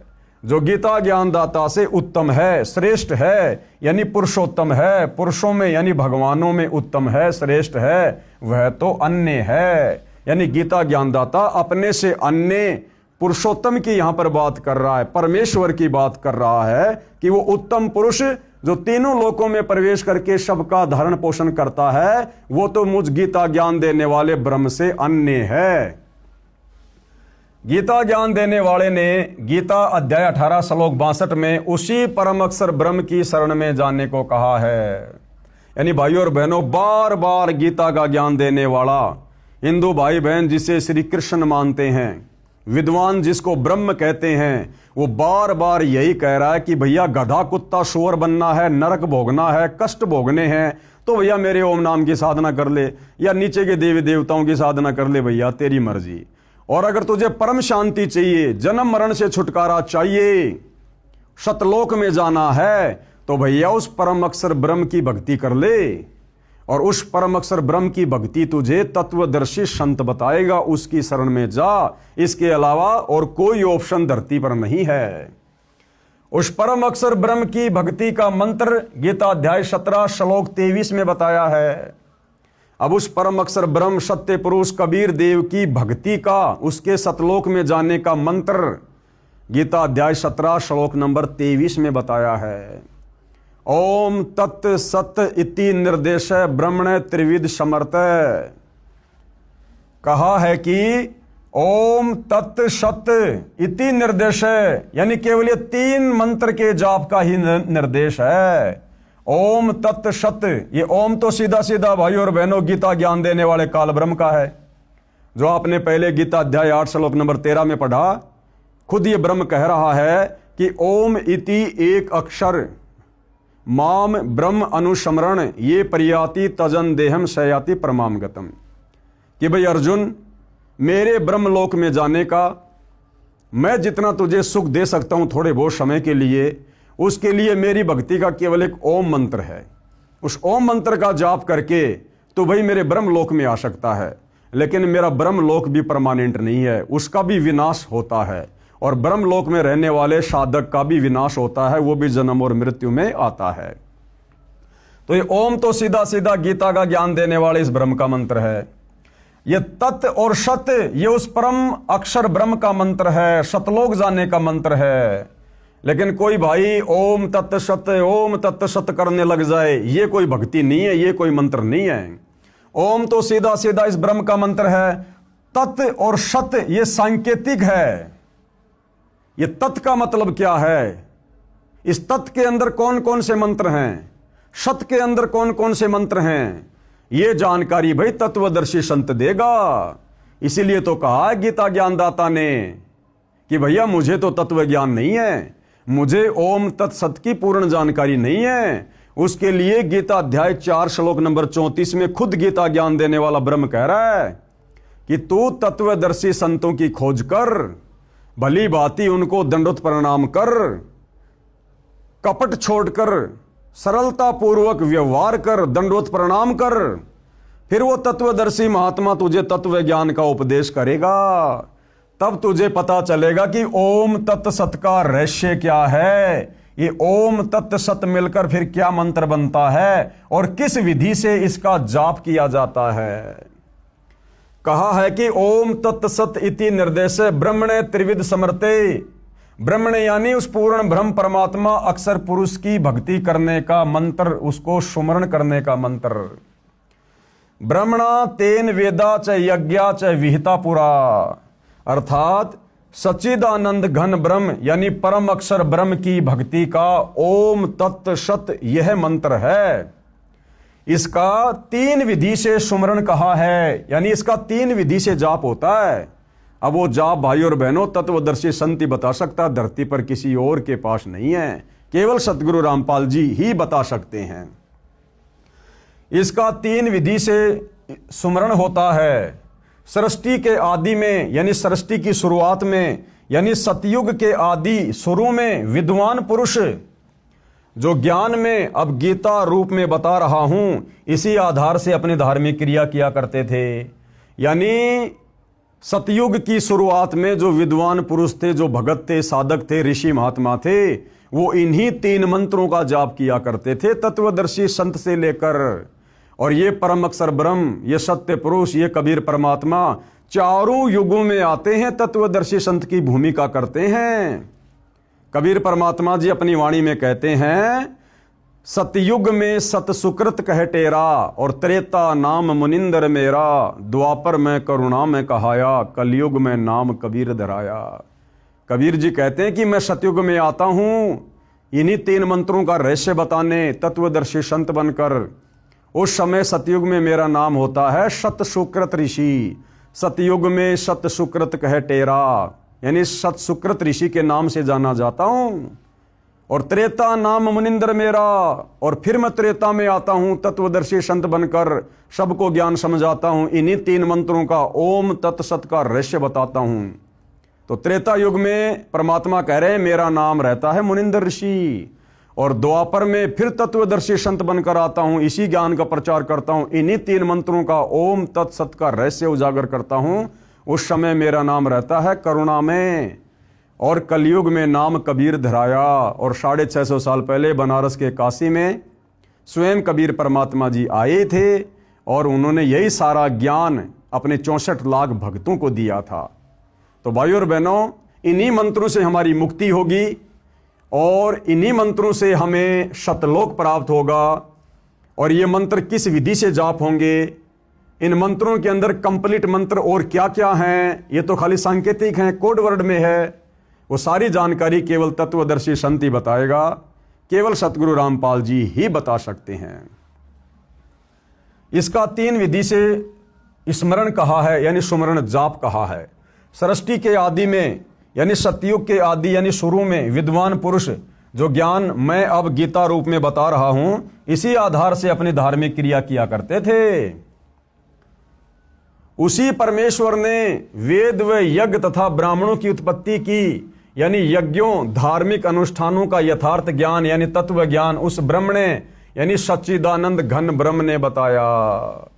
यानी भक्ति में हर प्रकार से धर्म कर्म की जानकारी, यज्ञों की जानकारी, वह परम अक्षर ब्रह्म स्वयं ही हर युग में तत्वदर्शी संत की भूमिका निभाते हुए हम जीवों को बताते हैं। और जो इस आधार से भक्ति करता है, वही आत्मा यहां पर भक्ति के सर्व लाभ प्राप्त करता है, जिसका विशेष प्रमाण गीता अध्याय 4 श्लोक 32 में है। एवं बहुविधा यज्ञा वितता ब्रह्मणे मुखे, कर्म जान विदितान सर्वान एवं ज्ञात्वा विमोक्षे। अर्थात ब्रह्मणे यानी सच्चिदानंद घन ब्रह्म, यानी कबीर परमात्मा। सच्चिदानंद घन ब्रह्म का मतलब है कबीर जी, परम अक्षर ब्रह्म, उत्तम पुरुष। अर्थात सच्चिदानंद घन ब्रह्म यानी परम अक्षर ब्रह्म ने मुखे यानी अपने मुख कमल से जो वाणी बोली, उस वाणी में बहुत प्रकार के यज्ञ यानी धार्मिक अनुष्ठानों की जानकारी दी है। जो साधना बताई है वह कर्म करते करते की जा सकती है, यानी कार्य करते करते ये भक्ति की जा सकती है। इस भक्ति को करने के लिए जंगल में जाने की, गुफाओं में बैठने की, अन्य कोई हट करने की, तपस्या करने की, व्रत करने की, पैदल जाने की कोई आवश्यकता नहीं है। जो सत भक्ति परम अक्षर ब्रह्म तत्वदर्शी संत का रूप धारण करके हमें इस पृथ्वी पर बताते हैं, ये बहुत ही सरल और सहज भक्ति है। नाम उठत नाम बैठत नाम सोवत जाग बे, नाम खाते नाम पीते नाम शेती लाग बे। अपना कार्य करते करते हम ये भक्ति कर सकते हैं। माता बहनें झाड़ू निकालते निकालते, खाना बनाते बनाते उन मंत्रों का जाप कर सकती हैं। किसान खेत में हल चलाते चलाते, मजदूर अपनी मजदूरी करते करते इन मंत्रों का जाप कर सकता है। ड्राइवर गाड़ी चलाते चलाते इन मंत्रों का मन ही मन में जाप कर सकता है। ये इतनी आसान और इतनी सरल भक्ति है। ना इसमें विशेष कोई पहनावे की जरूरत है, ना विशेष कोई खान पान की जरूरत है, ना विशेष कोई आसन लगाने की जरूरत है। बहुत ही सहज भक्ति है। वह सूक्ष्म वेद यानी तत्व ज्ञान है, उसको जानकर तू कर्म बंधन से सर्वदा मुक्त हो जाएगा, यानी पूर्ण मोक्ष प्राप्त करेगा। यानी इस 21 ब्रह्मांड के स्वामी काल ब्रह्म ने हमारे ऊपर जो दुनिया भर के ये कर्म बंधन लगा रखे हैं, हमें इन कर्मों के बंधनों में जकड़ रखा है। इस भक्ति के करने से ही हम इस काल के द्वारा लगाए गए कर्म बंधनों से सर्वदा मुक्त हो सकते हैं। अन्य जितनी भी साधनाएं संसार में प्रचलित हैं, उन साधनाओं से हम उल्टा कर्म बंधनों में जकड़े जाएंगे। सावधान, पूज्य गुरुदेव भगवान हमें सावधान कर रहे हैं कि भाई सावधान रहना। गीता अध्याय 4 श्लोक 32 में ब्रह्मण्य शब्द है। इसका अर्थ मेरे अतिरिक्त यानी सतगुरु रामपाल जी के अतिरिक्त सभी गीता जी के अनुवादकों ने गलत किया है। ब्रह्मण्य का अर्थ वेद किया है, यानी गीता का अनुवाद करने वाले सभी अनुवादकों ने इस ब्रह्मण्य शब्द का अर्थ किया है वेद, जबकि ब्रह्मण्य शब्द का अर्थ होता है सच्चिदानंद घन ब्रह्म। जबकि इन्हीं अनुवादकों ने गीता अध्याय 17 श्लोक 23 में ब्रह्मण्य शब्द का अर्थ सच्चिदानंद घन ब्रह्म यानी परम अक्षर ब्रह्म किया है, जो सही है। यानी 17 के 23 में तो इन्होंने सही अर्थ कर दिया और बाकी जगह इन अनुवादकों ने ब्रह्मण्य शब्द का गलत अर्थ कर दिया, जिससे श्लोक का अर्थ अनर्थ हो गया। इससे सिद्ध हुआ कि सूक्ष्म वेद यानी संपूर्ण अध्यात्म ज्ञान, जिसे तत्व ज्ञान कहा जाता है, वह परम अक्षर ब्रह्म ने कहा है और वर्तमान में वह तत्व ज्ञान सतगुरु रामपाल जी कह रहे हैं। ध्यान रहे, गीता ज्ञान देने वाले को उस तत्व ज्ञान की जानकारी नहीं है। अब बताओ, जब गीता का ज्ञान देने वाले इस ब्रह्म को भी तत्व ज्ञान की जानकारी नहीं है, बाकी 21 ब्रह्मांड में भाई फिर दुर्गा इस काल के नीचे है, उसको कहां से तत्व ज्ञान होगा? दुर्गा से उत्पन्न तीनों उसके पुत्र ब्रह्मा विष्णु महेश, उनको कहां से तत्व ज्ञान होगा? ब्रह्मा जी से चारों वेद लेकर मनु ने आगे समाज में उतार दिए, बताओ फिर मनु को कहां से तत्व ज्ञान हो जाएगा? फिर ये वर्तमान के आचार्य शंकराचार्य संत महंत कथावाचक जिन्होंने धर्म को धंधे में तब्दील कर दिया, भला फिर इनको कहां से तत्व ज्ञान हो जाएगा? तो भाइयों और बहनों, विचारणीय विषय है। जो तत्व ज्ञान 21 ब्रह्मांड के नकली भगवान इस काल ब्रह्म को जो गीता का ज्ञान दे रहा है, इसको भी नहीं है, तो फिर सतगुरु रामपाल जी कौन है जो तत्व ज्ञान दे रहे हैं इसी के 21 ब्रह्मांड में आकर? ये स्वयं परम अक्षर ब्रह्म है, सत्य पुरुष है, सच्चिदानंद घन ब्रह्म है, कबीर देव है, जो तत्वदर्शी संत की भूमिका में आज हमारे समक्ष प्रकट हैं। भाई मौका है, फायदा उठाया जाए तो उठा लेना। ध्यान रहे, गीता ज्ञान देने वाले को उस तत्व ज्ञान की जानकारी नहीं है, इसीलिए तो गीता अध्याय 4 श्लोक 34 में किसी तत्वदर्शी संत से जानने को कहा है। अगर गीता के ज्ञान देने वाले ब्रह्म को तत्व ज्ञान होता तो गीता अध्याय 4 श्लोक नंबर 34 में अर्जुन को यह नहीं कहता कि अर्जुन उस तत्व ज्ञान की जानकारी के लिए तो किसी तत्वदर्शी संत की खोज कर ले। अगर इसको खुद को तत्व ज्ञान होता, एक श्लोक और बोल देता। कौन सा स्याही कम पड़ रही थी, कौन सा जो है कागज की कमी पड़ रही थी, लेकिन इसके पास भी वो कंप्लीट तत्व ज्ञान नहीं है। इसीलिए तो तत्वदर्शी संत की शरण में जाने के लिए अर्जुन को कह रहा है। इसीलिए तो गीता अध्याय 4 श्लोक 34 में किसी तत्वदर्शी संत से जानने को कहा है। सूक्ष्म वेद मुझ दास यानी रामपाल दास के पास है। ये तत्व ज्ञान, ये 5वें वेद का ज्ञान केवल वर्तमान में पृथ्वी पर एकमात्र तत्वदर्शी संत सतगुरु रामपाल जी के पास है, जिसमें लिखा है कि परम अक्षर ब्रह्म यानी सत्य पुरुष ने यह तत्व ज्ञान सूक्ष्म वेद यानी गीता ज्ञान दाता क्षर पुरुष यानी क्षर ब्रह्म, जिसे काल ब्रह्म भी कहा जाता है, के अंतःकरण यानी आत्मा में भेजा था, ईमेल किया था। भाइयों और बहनों, आध्यात्मिक साइंस सबसे सुप्रीम साइंस है। हमारी यहाँ की साइंस तो 3rd ग्रेड की है। यहाँ की साइंस से लाखों गुना उत्तम साइंस तो देवताओं की है, और देवताओं से भी अरबों खरबों ज्यादा उत्तम साइंस बढ़िया परम अक्षर ब्रह्म की है, शतलोक में है। तो परमेश्वर ने जब इस काल ब्रह्म को दुर्गा समेत और हम सभी आत्माओं समेत शतलोक से निष्कासित कर दिया था 21 ब्रह्मांडों सहित, उसके बाद परमेश्वर जी ने ये सूक्ष्म वेद वाला ज्ञान इस काल ब्रह्म ज्योति निरंजन के अंतःकरण में डाल दिया था। अंतःकरण में एक आध्यात्मिक साइंस है भाइयों और बहनों, धीरे धीरे समझ में आएगी जब हम सतगुरु रामपाल जी के सत्संग सुनना शुरू करेंगे। दास ने आपको पिछले वीडियो में बताया था कि जब इस काल ब्रह्म ने उस ज्ञान को देखा पढ़ा तो इसको चिंता हो गई कि इसमें तो मेरी सारी सच्चाई बोल रखी है। अगर ये सच्चाई नीचे 21 ब्रह्मांड के इन प्राणियों को पता चल गई तो भैया कोई भी मेरी भक्ति नहीं करेगा, और फिर मैं खाऊंगा क्या, मेरे भोजन का क्या होगा। क्योंकि इसको श्राप लगा हुआ है परम अक्षर ब्रह्म की तरफ से, जो गलती इसने सतलोक में की थी कि तू प्रतिदिन 1 लाख मानव शरीरधारी स्त्री पुरुषों के सूक्ष्म शरीर की वासना खाएगा, उनका मैल खाएगा, वो गंदगी खाएगा। इसलिए अपने भोजन के लिए, अपनी भूख शांत करने के लिए इसकी मजबूरी बन गई भाइयों और बहनों हमें मनुष्य जन्म देना। और ये किसी के सामने प्रकट नहीं होता, इसका विकराल चेहरा है, काल इसका नाम है, इसकी भुंडी शकल बताई गुरुदेव भगवान ने। इसलिए ये अपने तीनों पुत्रों ब्रह्मा विष्णु महेश को भी दर्शन नहीं देता, उनसे भी छुपकर 21वें ब्रह्मांड में ब्रह्मलोक में रहता है, और अपने तीनों पुत्रों ब्रह्मा विष्णु महेश को मूर्ख बना रखा है। इन्हीं के माध्यम से अपने भोजन की व्यवस्था करवा रहा है। श्री ब्रह्मा जी से रजोगुण के प्रभाव से जीवों की उत्पत्ति करवाता है, और श्री विष्णु जी से सतोगुण के प्रभाव से एक दूसरे को मोह माया में जकड़ के रखता है घर परिवार में, और श्री शंकर जी के तमोगुण के प्रभाव से आपस में मन मुटाव करवा के, लड़ाई झगड़ा करवा के, एक्सीडेंट करवा के हमारी मृत्यु करवा देता है। और अपने भोजन की इस प्रकार से इसने व्यवस्था कर रखी है।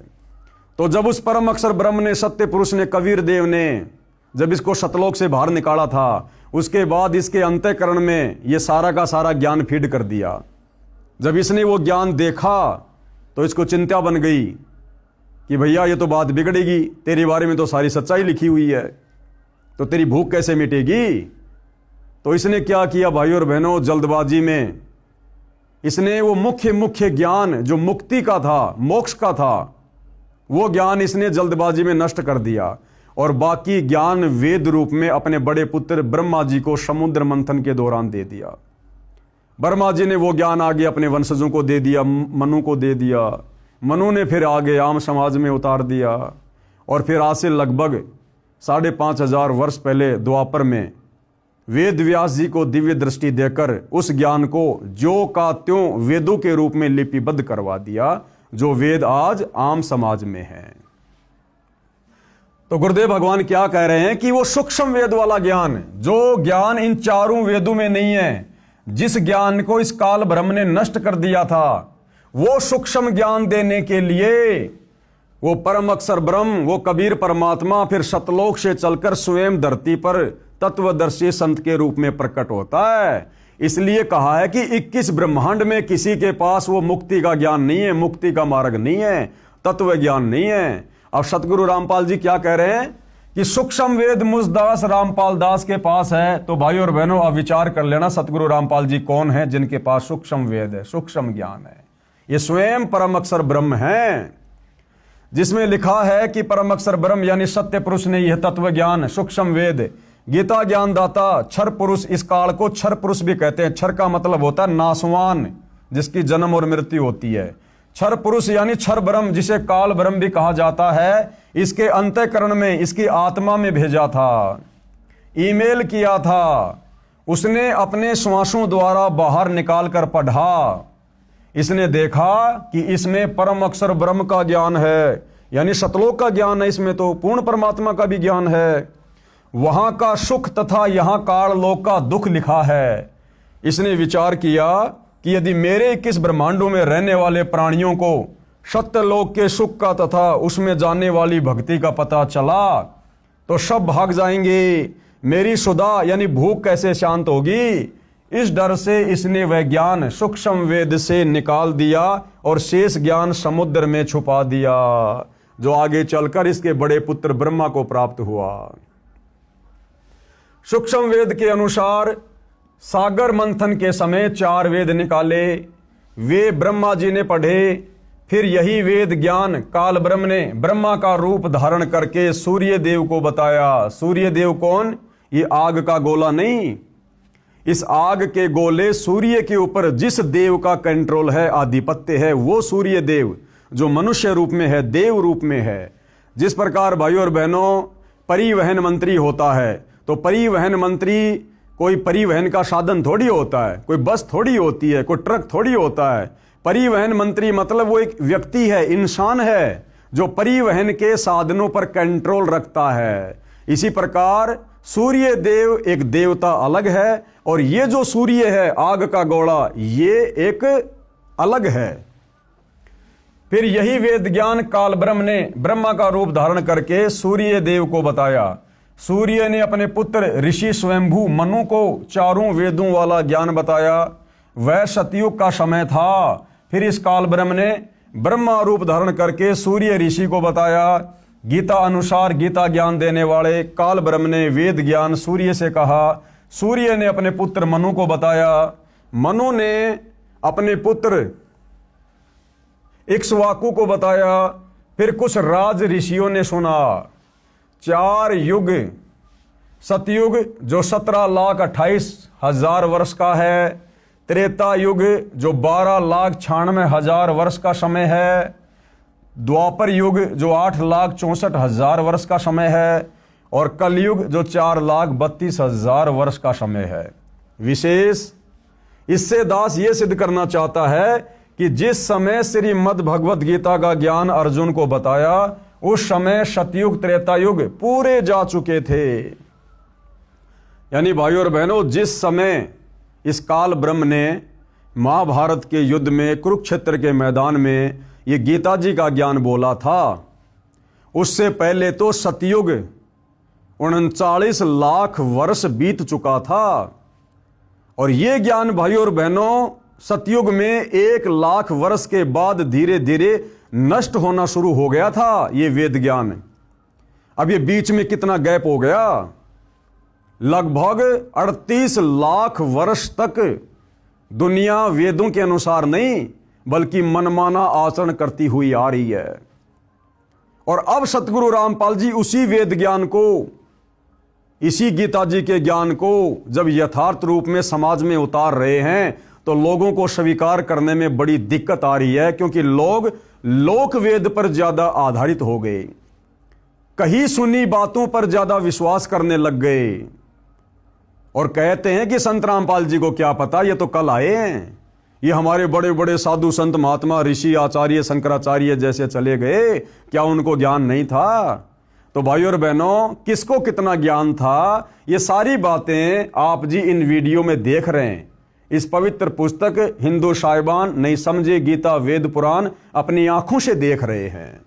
तो वर्तमान में सतगुरु रामपाल जी को, जो कि ये वेद ज्ञान, ये गीता ज्ञान, ये प्राय लुप्त हो चुका है। लोग शास्त्र विरुद्ध साधना को सत्य मानकर उस पर आरूढ़ हो चुके हैं। अब आम समाज में इस सत्य ज्ञान को उतारने में थोड़ी कठिनाई आ रही है, लेकिन भाइयों और बहनों, ये कलयुग की बिचली पीढ़ी है। सभी को परमात्मा ने अक्षर ज्ञान युक्त कर दिया है, सभी को शिक्षित कर दिया है, सभी सदग्रंथों का अनेक भाषाओं में ट्रांसलेट करवा दिया गया है। बुद्धिमान समाज है और अवश्य इस सच्चाई को स्वीकार करेगा, भले ही थोड़ा समय लगे। इससे दास ये सिद्ध करना चाहता है कि जिस समय श्रीमद् भगवत गीता का ज्ञान अर्जुन को बताया, यानी लगभग 5,500 वर्ष पहले द्वापर में, उस समय सतयुग त्रेतायुग पूरे जा चुके थे तथा द्वापर युग मात्र 100 वर्ष शेष था। वेद ज्ञान काल ब्रह्म ने सूर्य देव को दिया। सूर्य ने अपने पुत्र वैश्वत मनु जी को सतयुग के प्रारंभ में दिया।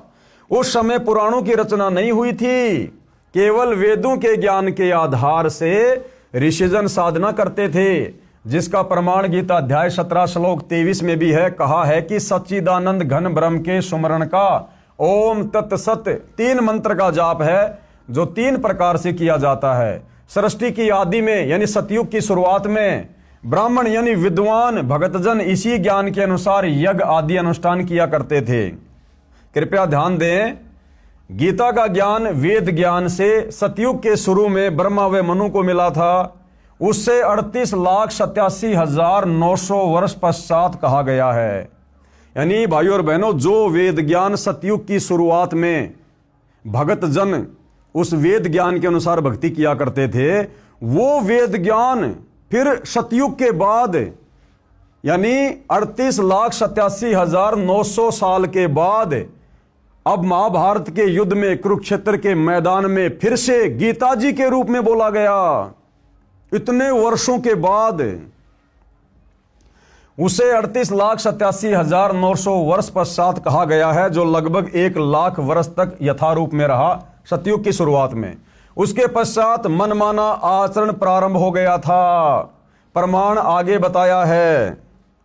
यह भी याद रखें कि गीता अध्याय 4 श्लोक 1 और 2 में गीता ज्ञानदाता ने यानी काल ब्रह्म ने कहा है कि हे अर्जुन, ये अविनाशी योग यानी यह है अविनाशी भक्ति जो जीव को भी अविनाशी बना दे, शाश्वत स्थान सतलोक में बैठा दे। यह अविनाशी योग यानी यथार्थ भक्ति की जानकारी वाला ज्ञान अर्थात वेद ज्ञान मैंने सूर्य से कहा था सतयुग में। सूर्य ने अपने पुत्र मनु से कहा सतयुग में। मनु ने अपने पुत्र इक्ष्वाकु राजा से कहा सतयुग में। उसके बाद ये ज्ञान राज ऋषियों ने परंपरा से जाना, यानी फिर इसमें मिलावट होती चली गई, किंतु बाद में वह योग यानी भक्ति का ज्ञान नष्ट यानी नष्ट हो गया था। यानी ये तत्व ज्ञान, ये वास्तविक वेद वाला ज्ञान है। सतयुग में केवल शुरुआत में 1,00,000 वर्ष तक ठीक ठाक चला। उसके बाद इस ज्ञान में मिलावट होनी शुरू हो गई, इस भक्ति में मिलावट होनी शुरू हो गई।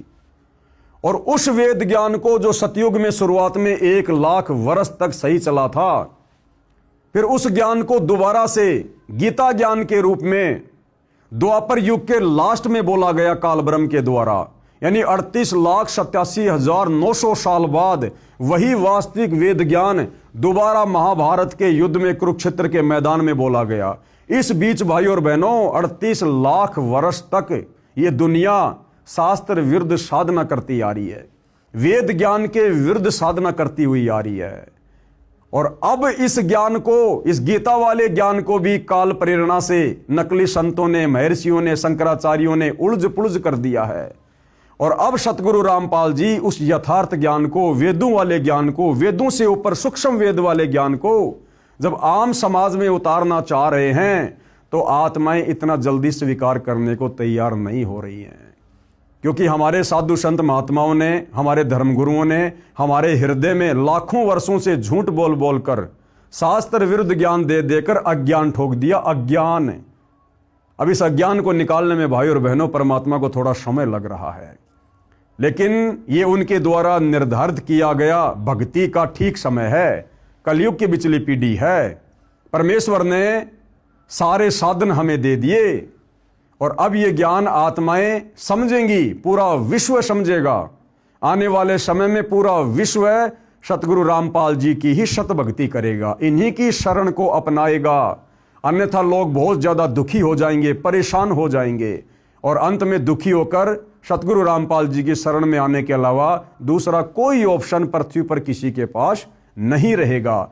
लेकिन जो ज्ञान को आधार बनाकर समय रहते ज्ञान को स्वीकार कर लेंगे तो अच्छा है। अन्यथा भाई और बहनों, आप युग परिवर्तन के दौर में जी रहे हैं। 2028 फिक्स है, तबाही मचेगी। कहीं प्राकृतिक आपदाएं, कभी सूखा पड़ेगा, अति वर्षा होगी, अतिवृष्टि होगी, अनावृष्टि होगी, कहीं भूकंप आएगा, कहीं बीमारियां आएंगी, कहीं युद्ध होगा, कहीं गृह युद्ध होगा। तो अंत में यदि सुरक्षा चाहिए तो सतगुरु रामपाल जी की शरण ही एकमात्र विकल्प है। और इस अनुसार जो शास्त्र विधि अनुसार ज्ञान सतगुरु रामपाल जी बता रहे हैं, भक्ति दे रहे हैं, इस शास्त्र विधि अनुसार इस ज्ञान को, इस भक्ति को, इस योग को हमने अंत में अपनाना पड़ेगा। दूसरा कोई तरीका सुख प्राप्ति का नहीं है। किंतु बाद में वह योग यानी भक्ति का ज्ञान नष्ट यानी नष्ट हो गया था, यानी लुप्त हो गया। इससे स्पष्ट होता है कि सतयुग में लगभग 1,00,000 वर्ष तक जो वर्तमान में गीता ज्ञान है, वेद ज्ञान के आधार से साधना की जाती रही। उसके पश्चात मनमाना आचरण शुरू हो गया था, क्योंकि राजा इक्ष्वाकु का परपौत्र नाभि राज हुआ, जो कि अयोध्या का राजा था, तथा अंतिम कुलकर यानी कुल की मर्यादा का पालन करने वाला अर्थात वेद ज्ञान अनुसार साधक था। यानी सतयुग की शुरुआत में अयोध्या का राजा नाभिराज, जिसने लगभग 1 लाख वर्ष तक अयोध्या में राज किया, तो नाभिराज तक तो भाई और बहनों ये वेद ज्ञान था, वेद ज्ञान अनुसार भक्ति होती थी। नाभिराज के बाद में अयोध्या की गद्दी पर बैठा उसका बेटा ऋषभदेव। ऋषभदेव जैन धर्म के लोग जिसे अपना प्रथम तीर्थकर मानते हैं, जैन धर्म का उत्पत्ति कर्ता मानते हैं। तो नाभिराज के बाद सतयुग में अयोध्या का राजा बना ऋषभदेव, और उस ऋषभदेव ने भाई और बहनों फिर मनमाना आचरण करना शुरू कर दिया था। उसने फिर भूखा रहकर साधना करना, व्रत करना, मुंह में पत्थर लेकर साधना करना, नंगा रहकर जंगल में जाकर साधना करना। उसने फिर इस वेद ज्ञान के विपरीत साधना शुरू कर दी थी। और उसी समय से यानी सतयुग 1 लाख वर्ष बीतने के बाद से लेकर वर्तमान समय तक, जब तक सतगुरु रामपाल जी ने सन 1994 से वापस ये यथार्थ सत भक्ति देनी शुरू नहीं की थी, तब तक भाई और बहनों ये दुनिया मनमाना आचरण करती हुई आ रही है। क्योंकि राजा इक्ष्वाकु का परपोत्र नाभिराज हुआ, जो अयोध्या का राजा था तथा अंतिम कुलकर यानी कुल की मर्यादा का पालन करने वाला अर्थात वेद ज्ञान अनुसार साधक था। उसके बाद नाभिराज का पुत्र राजा ऋषभदेव हुआ, जो जैन धर्म का प्रथम तीर्थकर हुआ, जिसने शास्त्र विधि त्याग कर मनमाना आचरण करके साधना की, भक्ति की। प्रश्न 6, अब किसी ने सवाल किया है पुराण कैसे बने, कि इन पुराणों की रचना कैसे हुई है। इन पुराणों की रचना भी भाई और बहनों मनमाने तरीके से हुई है, मनमाने तरीके से। पुराणों में भी यथार्थ भक्ति नहीं है। उत्तर कृपया ध्यान दें, यह वेद ज्ञान यानी जो गीता में बताया गया है सतयुग के प्रारंभ में यानी शुरुआत में, यानी लगभग 1 लाख वर्ष सतयुग बीत जाने के बाद ही समाप्त हो गया था। इसका प्रमाण कहां है? इसका प्रमाण है जैन संस्कृति कोश, यानी जैन समाजियों की एक पुस्तक है जैन संस्कृति कोश नामक पुस्तक, जिसके लेखक हैं प्रोफेसर भागचंद जैन भास्कर, सन्मति प्राच्य शोध संस्थान नागपुर कला एवं धर्म शोध संस्थान वाराणसी। इसके प्रकाशक हैं डॉक्टर प्रेम शंकर द्विवेदी। डॉक्टर भागचंद्र जैन भास्कर के पेज नंबर 176 पर लिखा है कि इक्ष्वाकु के वंश में राजा नाभिराज हुए, उनके पुत्र ऋषभदेव जी हुए जो अयोध्या के राजा थे। ऋषभदेव राज त्याग कर 1 वर्ष तक निराहार रहे, यानी भूखे रहे, व्रत किया। अब ये व्रत करना ना गीता में है ना वेद में है। तो ये राजा ऋषभदेव से पाखंड इस भक्ति में शुरू हो चुका था, मनमानी भक्ति इन्होंने करनी शुरू कर दी थी। यानी कुछ नहीं खाया, फिर जंगल में चले गए, 1000 वर्ष तक घोर तप किया। अब ये घोर तप करना ना गीता में लिखा है ना वेदों में।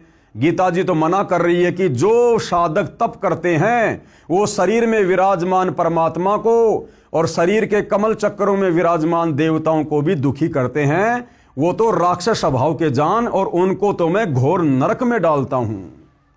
अब बताओ, सतयुग में राजा ऋषभदेव ने उस समय यह तप करना शुरू कर दिया था, वेद विरुद्ध साधना। 1000 वर्ष तक घोर तप किया, जो जैन धर्म के प्रथम तीर्थकर हुए। इसके पश्चात धर्म देशना यानी नाम दीक्षा देने लगे, मनमुखी रूप से नाम देने लगे। और प्रथम नाम उपदेश उस ऋषभदेव ने अपने पुत्र यानी भरत के पुत्र मरीचि को दी। किसको दी? अपने पुत्र भरत के पुत्र मरीचि को दी। इसी मरीचि को वैदिक धर्म का प्रवर्तक माना जाता है। यही आत्मा आगे चलकर जैन धर्म का 24वां तीर्थकर महावीर जैन बना। अब बताओ, ऋषभदेव ने अपने पोते मारीचि को नाम दीक्षा दी, और ऋषभदेव खुद वेद ज्ञान के विरुद्ध साधना करने लग गया था। तो जिसको वो नाम उपदेश देगा वो भी तो वही साधना करेगा वेद विरुद्ध। तो अपने पुत्र मारीचि को उसने प्रथम नाम दिया, और वही मारीचि वाली आत्मा आगे चलकर लाखों वर्ष बाद जैन धर्म का 24वां तीर्थकर महावीर जैन हुआ। तो बताओ भाई और बहनों, जब सतयुग में जैन धर्म के प्रवर्तक ऋषभ देव ने ही वेद विरुद्ध साधना शुरू कर दी थी। जो जैन धर्म के 24वें तीर्थकर महावीर स्वामी के पास, महावीर जैन के पास भला वेद अनुसार साधना कहां से होगी? और जब आप पढ़ेंगे जैन समाज की पुस्तक आओ जैन धर्म को जाने, उसमें साफ साफ लिखा है कि महावीर जैन ने अपने जीवन काल में 363 पाखंड मत चलाए। यानी बहुत सारे पाखंड मत तो ऋषभ देव जी ने शुरू कर दिए थे, और फिर महावीर जैन ने भी कमी नहीं छोड़ी, 363 पाखंड मत चला के चला गया। नंगा रहना, मुंह पे पट्टी बांधना, प्याज लहसुन नहीं खाना, सूर्य अस्त होने से पहले भोजन कर लेना, दुनिया भर के पाखंड मत चला के निकल पड़ा। यही आत्मा आगे चलकर, कौन सी आत्मा? मारीची वाली आत्मा, जिसने ऋषभ देव से यानी अपने दादाजी से नाम उपदेश लिया था। यही आत्मा आगे चलकर जैन धर्म का 24वां तीर्थकर महावीर जैन बना। जिस साधना को श्री ऋषभ देव जी करते थे, वही साधना अपने प्रथम शिष्य मरीची को दी। आगे पढ़ोगे, मरीची यानी महावीर जैन की दुर्गति का प्रमाण, और ऋषभ देव के द्वारा बताई गई शास्त्र विरुद्ध साधना करने से उस मारीची वाले जीव की क्या क्या दुर्गति हुई, फिर कैसे कैसे उसने जीवन भोगे। आगे पढ़ोगे, मारीची यानी महावीर जैन की दुर्गति का प्रमाण है।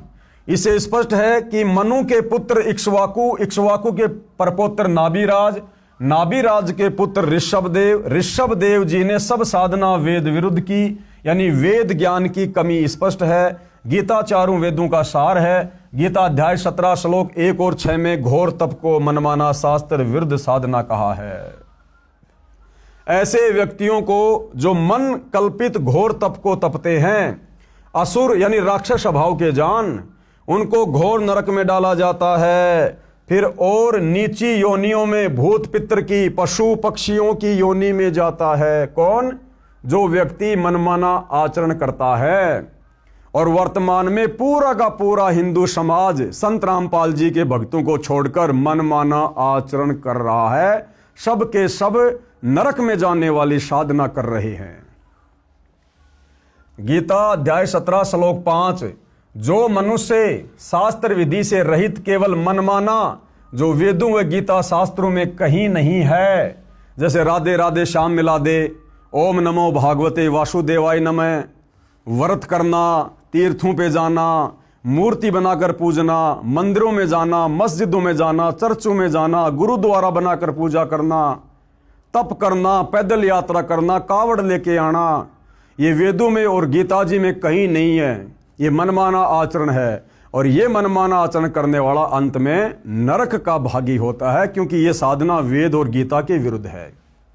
गीता अध्याय 17 श्लोक 5, जो मनुष्य शास्त्र विधि से रहित केवल मनमाना, जो वेदों व गीता शास्त्रों में नहीं कहा है, उस घोर तप को तपते हैं, तथा दंभ और अहंकार से युक्त कामना, आसक्ति, बल के अभिमान से भी युक्त हैं, यानी अहंकार भी है, मान बढ़ाई भी है, दिखावा भी है।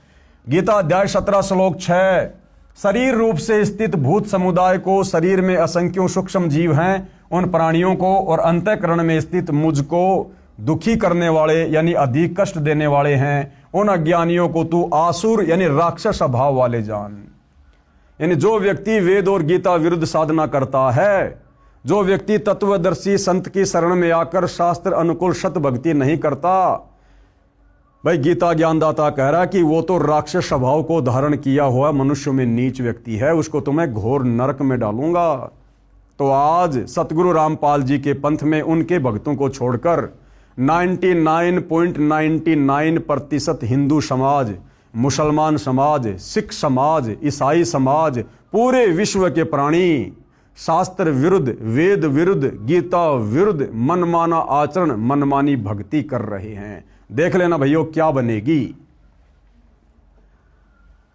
ऋषियों ने मनमाना आचरण तथा कुछ वेद के आधार से ओम नाम का जाप किया तथा हठ योग, घोर तप किया, समाधियां लगाई, अपनी अपनी साधना का अनुभव बताना शुरू किया, शिष्य बनाने लगे। उनको जो ज्ञान ब्रह्मा जी से सुना था वह तथा कुछ अपना अनुभव हुआ, उसको मिलाकर पुराणों की रचना की। इस प्रकार से भाइयों और बहनों ये 18 पुराणों की रचना हुई है। ये वेद अनुसार साधना तो सतयुग की शुरुआत में नष्ट हो गई थी। उसके बाद में सुना सुनाया ज्ञान और मनमानी भक्ति आगे चलने लगी।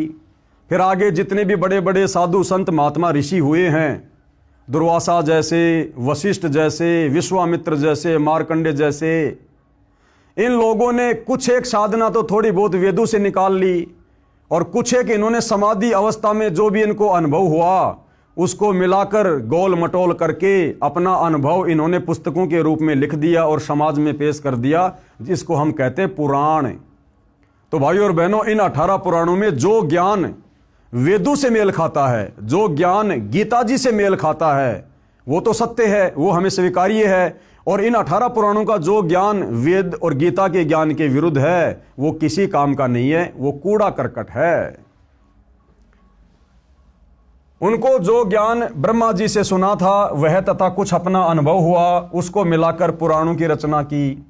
जो महाभारत युद्ध के बाद व्यास जी ने 4 वेदों 18 पुराणों वाला ज्ञान महाभारत ग्रंथ, जिसमें श्रीमद् भगवत गीता भी लिखी है, तथा श्रीमद् भगवत यानी सुधा सागर, जो राजा परीक्षित को ऋषि सुखदेव ने 7 दिन कथा सुनाई थी, वह ज्ञान श्रीमद् भागवत नाम से जाना जाता है।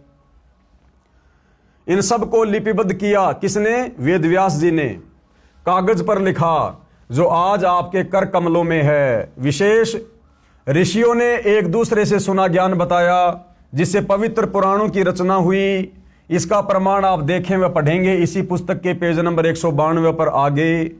पर जहां शिव महापुराण की विद्वेश्वर संहिता के अध्याय 12 श्लोक 1:54 की फोटोकॉपी लगी है, वक्ता ऋषि सुत जी हैं, जो व्यास ऋषि का शिष्य है। कहा है कि मैंने जैसा व्यास जी से सुना वैसा कहता हूं। इससे सिद्ध है कि पुराणों का ज्ञान लोकवेद है, यानी सुना सुनाया ज्ञान है। कहा सुना यानी दंत कथा है, जो वेद विरुद्ध है, जिसका मुक्ति से कोई लेना देना नहीं है। प्रश्न नंबर 7, वेद, गीता तथा 18 पुराणों का ज्ञान एक समान हुआ, क्योंकि ऋषियों ने भी वेदों को पढ़ा, फिर भक्ति की, अपना अनुभव बताया, जो पुराण कहे जाते हैं। तो इसका उत्तर गुरुदेव दे रहे हैं, वेदों व पुराणों का ज्ञान एक समान नहीं है। पुराणों में कुछ ज्ञान वेदों का है, शेष ऋषियों के घर का है, जो व्यर्थ है, बेकार है, उनका खुद का अपना अनुभव है। और भक्ति मार्ग में खुद का अनुभव नहीं चलता। उदाहरण दिया गुरुदेव ने, मार्कंडे पुराण का उदाहरण दे रहे हैं गुरुदेव। अध्याय रोचे ऋषि की उत्पत्ति कथा प्रश्न 250 पर कहा है कि एक रुचि ऋषि था, जो वेदों को पढ़ता था। उसने विचार किया कि मनुष्य जीवन मोक्ष प्राप्ति के लिए मिला है, कि भाई मानव जन्म दुर्लभ है, ये मिले न बारंबार, जैसे तरवर से पत्ता टूट गिरे फिर बहुर न लगता डार। ये मनुष्य जन्म पूर्ण परमात्मा हमें केवल मोक्ष प्राप्ति के लिए, शत भक्ति के लिए देता है, कि मानव जन्म पाए कर जो नहीं रटे हरि नाम, भाई जैसे कुआ जल बिना फिर बनवाया क्या काम। तो रोचे ऋषि को इस बात का ज्ञान था कि ये जो मनुष्य शरीर है, ये केवल पूर्ण परमात्मा की सच्चे तत्वदर्शी संत से सत भक्ति लेकर मोक्ष करवाने के लिए मिलता है, कि मनुष्य जीवन मोक्ष प्राप्ति के लिए मिला है। इसलिए उसने न विवाह करवाया, न आश्रम का निर्माण किया, वेदों को जैसा समझा उसी अनुसार साधना करता था। उसकी उम्र 40 वर्ष हो गई थी। एक दिन उस ऋषि के पितामह यानी दादा तथा पर पितामह यानी उसका परदादा तथा पर पितामह का पिता यानी 3 दादाजी, एक पिता आकाश में दिखाई दिए। उस रोचे ऋषि के पूर्वज जो मर चुके थे, दादा परदादा उसका दादा, एक दिन उसको आकाश में दिखाई दिए। उससे पहले वो रोचे ऋषि वेदों के अनुसार सत भक्ति कर रहा था, लेकिन उसके पूर्वजों ने जो भूत बने हुए थे, उन्होंने उसको वेद विरुद्ध साधना पर लगा दिया। तथा परपितामह का पिता यानी 3 दादाजी, एक पिता आकाश में दिखाई दिए। बोले, बेटा रुचि, तूने विवाह क्यों नहीं करवाया? हमारे श्राद्ध कर्म पिंडदान क्यों नहीं कराया? बेटा हम पितर बने हैं, हमारे कर्मकांड करो। क्योंकि रोचे ऋषि के दादा ने परदादा ने वेद विरुद्ध साधना की, मनमाना आचरण किया, और फिर वो भूत बन गए, प्रेत बन गए। पितर बन गए, कष्ट भोग रहे थे। तो वो सारे के सारे रोचे ऋषि को दिखाई दिए और उसको क्या कहा कि बेटा रुचि, तूने विवाह क्यों नहीं करवाया, हमारे श्राद्ध कर्मकांड पिंडदान क्यों नहीं कराए, जबकि वेदों में और गीता में ये पाखंड करने के लिए कोई आदेश नहीं है। बेटा हम पितर बने हैं, भाई सत भक्ति करते, पितर क्यों बने, हमारे कर्मकांड करो। रुचि ऋषि बोला, हे पिता, हे पितामहे, वेद में कर्मकांड को अविद्या कहा है, यानी मूर्खों का कर्म बताया है वेदों में। श्राद्ध निकालना, पितर पूजना, यानी मूर्खों का कर्म बताया है, ये नहीं करना चाहिए। पितर बोले, बेटा ये सत्य है। वो पितर क्या कह रहे हैं कि बेटा रुचि, बिल्कुल वेदों में ऐसा ही लिखा है कि श्राद्ध नहीं निकालने चाहिए, ये पितर पूजा नहीं करनी चाहिए, कोई भी कर्म कांड नहीं करना चाहिए। पितर बोले, बेटा ये सत्य है कि वेदों में कर्मकांड यानी भूत पूजा, पितर पूजा, देव पूजा को अविद्या यानी मूर्खों की साधना कहा है। आप जिस मार्ग पर लगे हो, वो पूर्वज कहने लगे कि बेटा रुचि, आप जिस मार्ग पे लगे हो ना, जो वेदों के अनुसार साधना कर रहे हो, यह मोक्ष मार्ग है। बेटा हम बहुत दुखी हैं, हमारा कर्मकांड कर, विवाह करवाओ। चारों पितर भी ऋषि थे, इन्होंने वेद विरुद्ध भक्ति की, जिस कारण से पितर योनि में कष्ट उठा रहे थे, अपना जीवन नष्ट किया, अपने बच्चों को सुमार्ग छुड़वाकर, यानी रोचे ऋषि जो वेदों के अनुसार साधना कर रहा था, सुमार्ग पर लगा हुआ था, उन पितरों ने अपने उस बच्चे का सुमार्ग छुड़वाकर कुमार्ग में धकेल दिया। उसको डरा के, धमका के, लोभ लालच दे के कि पितर तेरा ये भला कर देंगे, पितर तेरा ये कर देंगे। और गुरुदेव कहते हैं वो पितर खुद तो भूखे मर रहे हैं, बता रुचि ऋषि का भला क्या भला कर देंगे। लेकिन उस वेद अनुसार साधना पर लगे हुए रुचि ऋषि को भी उन पितरों ने भ्रमित कर दिया और वेद विरुद्ध साधना पर लगा दिया, कर्म कांड में लगा दिया। रुचि ऋषि ने विवाह करवाया, एक पुत्र हुआ, उसका रोचे नाम रखा। अब इस कथा का क्या सार है, गुरुदेव हमें वो समझाना चाहते हैं। इस कथा का सार क्या है? रुचि ऋषि ने कहा कि कर्मकांड यानी पितर पूजा, भूत पूजा, देव पूजा को वेदों में गलत बताया है। पितर भी ऋषि थे, वेद याद कर रखे थे, पढ़ते भी थे, वे तुरंत मान गए कि वेद में ऐसा ही लिखा है। यह जो वेद ज्ञान है ये वेदों से लिया सत्य है, परंतु कर्मकांड ऋषियों के घर का है। ये ऋषि क्या करते थे, ज्ञान तो वेदों का बताते थे, लेकिन ये कर्मकांड अपनी तरफ से करवाते और करते थे। ये वेदों से लिया सत्य है, परंतु कर्मकांड ऋषियों के घर का है, नरक का मार्ग है, ये हमने नहीं करना है। गीता अध्याय 9 श्लोक 25 में वेद ज्ञान इस प्रकार है। अब भाइयों और बहनों, गीता अध्याय 9 श्लोक नंबर 25 में ये पितर पूजने के विषय में, भूत पूजने के विषय में, श्राद्ध निकालने के विषय में क्या दिशा निर्देश हैं। देवताओं को पूजने वाले देवताओं को प्राप्त होंगे, यानी जो लोग देवी देवताओं की पूजा करते हैं, जिन देवी देवताओं की पूजा करने के लिए गीता जी मना कर रही है, गीता अध्याय 7 श्लोक नंबर 12 से 15 में वेद मना कर रहे हैं, तो जो व्यक्ति देवी देवताओं की पूजा करेगा, मरने के बाद वो देवी देवताओं के लोक में चला जाएगा और उनका नौकर बनेगा, थोड़े बहुत समय रहेगा, फिर नरक में ठोक दिया जाएगा।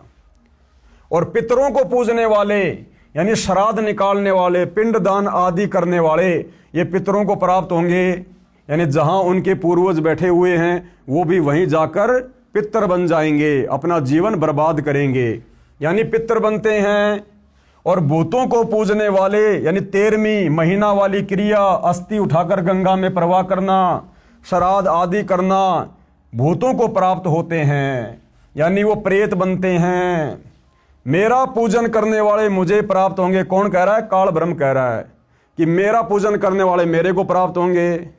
तो काल ब्रह्म की पूजा करने वाला कहाँ जाएगा? उसके ब्रह्मलोक में जाएगा।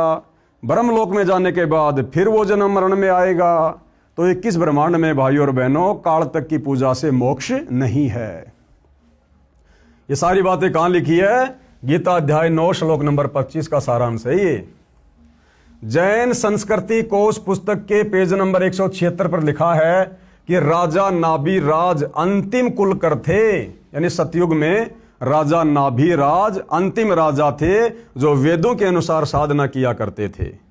कुलकर का अर्थ है जो अपने कुल की मर्यादा के अनुसार धर्म करता था। उसके बाद तो खाली झूठी फीत लगाई थी रामचंद्र जी के नाम के आगे, पुरुषोत्तम पुरुषोत्तम। ये मर्यादा ये तो सतयुग में 1 लाख वर्ष के बाद राजा नाभिराज के बाद समाप्त हो चुकी थी। अयोध्या के राजा नाभिराज थे। नाभिराज इक्ष्वाकु वंशी था, वेदों अनुसार साधना करता था, वह अंतिम था। उसके पश्चात उसके पुत्र ऋषभ देव जी ने वेद के विरुद्ध मनमाना आचरण प्रारंभ किया। 1 वर्ष तक निराहार रहा यानी भूखा रहा तथा 1000 वर्ष तक घोर तप किया। इससे सिद्ध हुआ कि ऋषिजन नाभिराज के पश्चात उसी इक्ष्वाकु कुल में ऋषभ देव हुए जो नाभिराज के पुत्र थे। वे उसी समय से ही शास्त्र विधि त्याग कर मनमाना आचरण करने लगे थे, यानी वेदों के विरुद्ध साधना करने लगे थे। इस पुस्तक के लेखक प्रोफेसर भागचंद्र जैन भास्कर जी हैं तथा प्रकाशक है डॉक्टर प्रेम शंकर द्विवेदी व डॉक्टर भागचंद्र भास्कर हैं। इस पुस्तक के पेज नंबर 175 से कुछ अंश इस प्रकार है। इस तरह ऋषभ देव जी के विषय में निष्कर्ष रूप कह सकते हैं, ऋषभ देव के पुत्र मरीचि यानी भरत के पुत्र को पुराण में वैदिक धर्म का प्रवर्तक माना गया है। यही मरीचि जैन परंपरा में आगे चलकर महावीर यानी वर्धमान बना।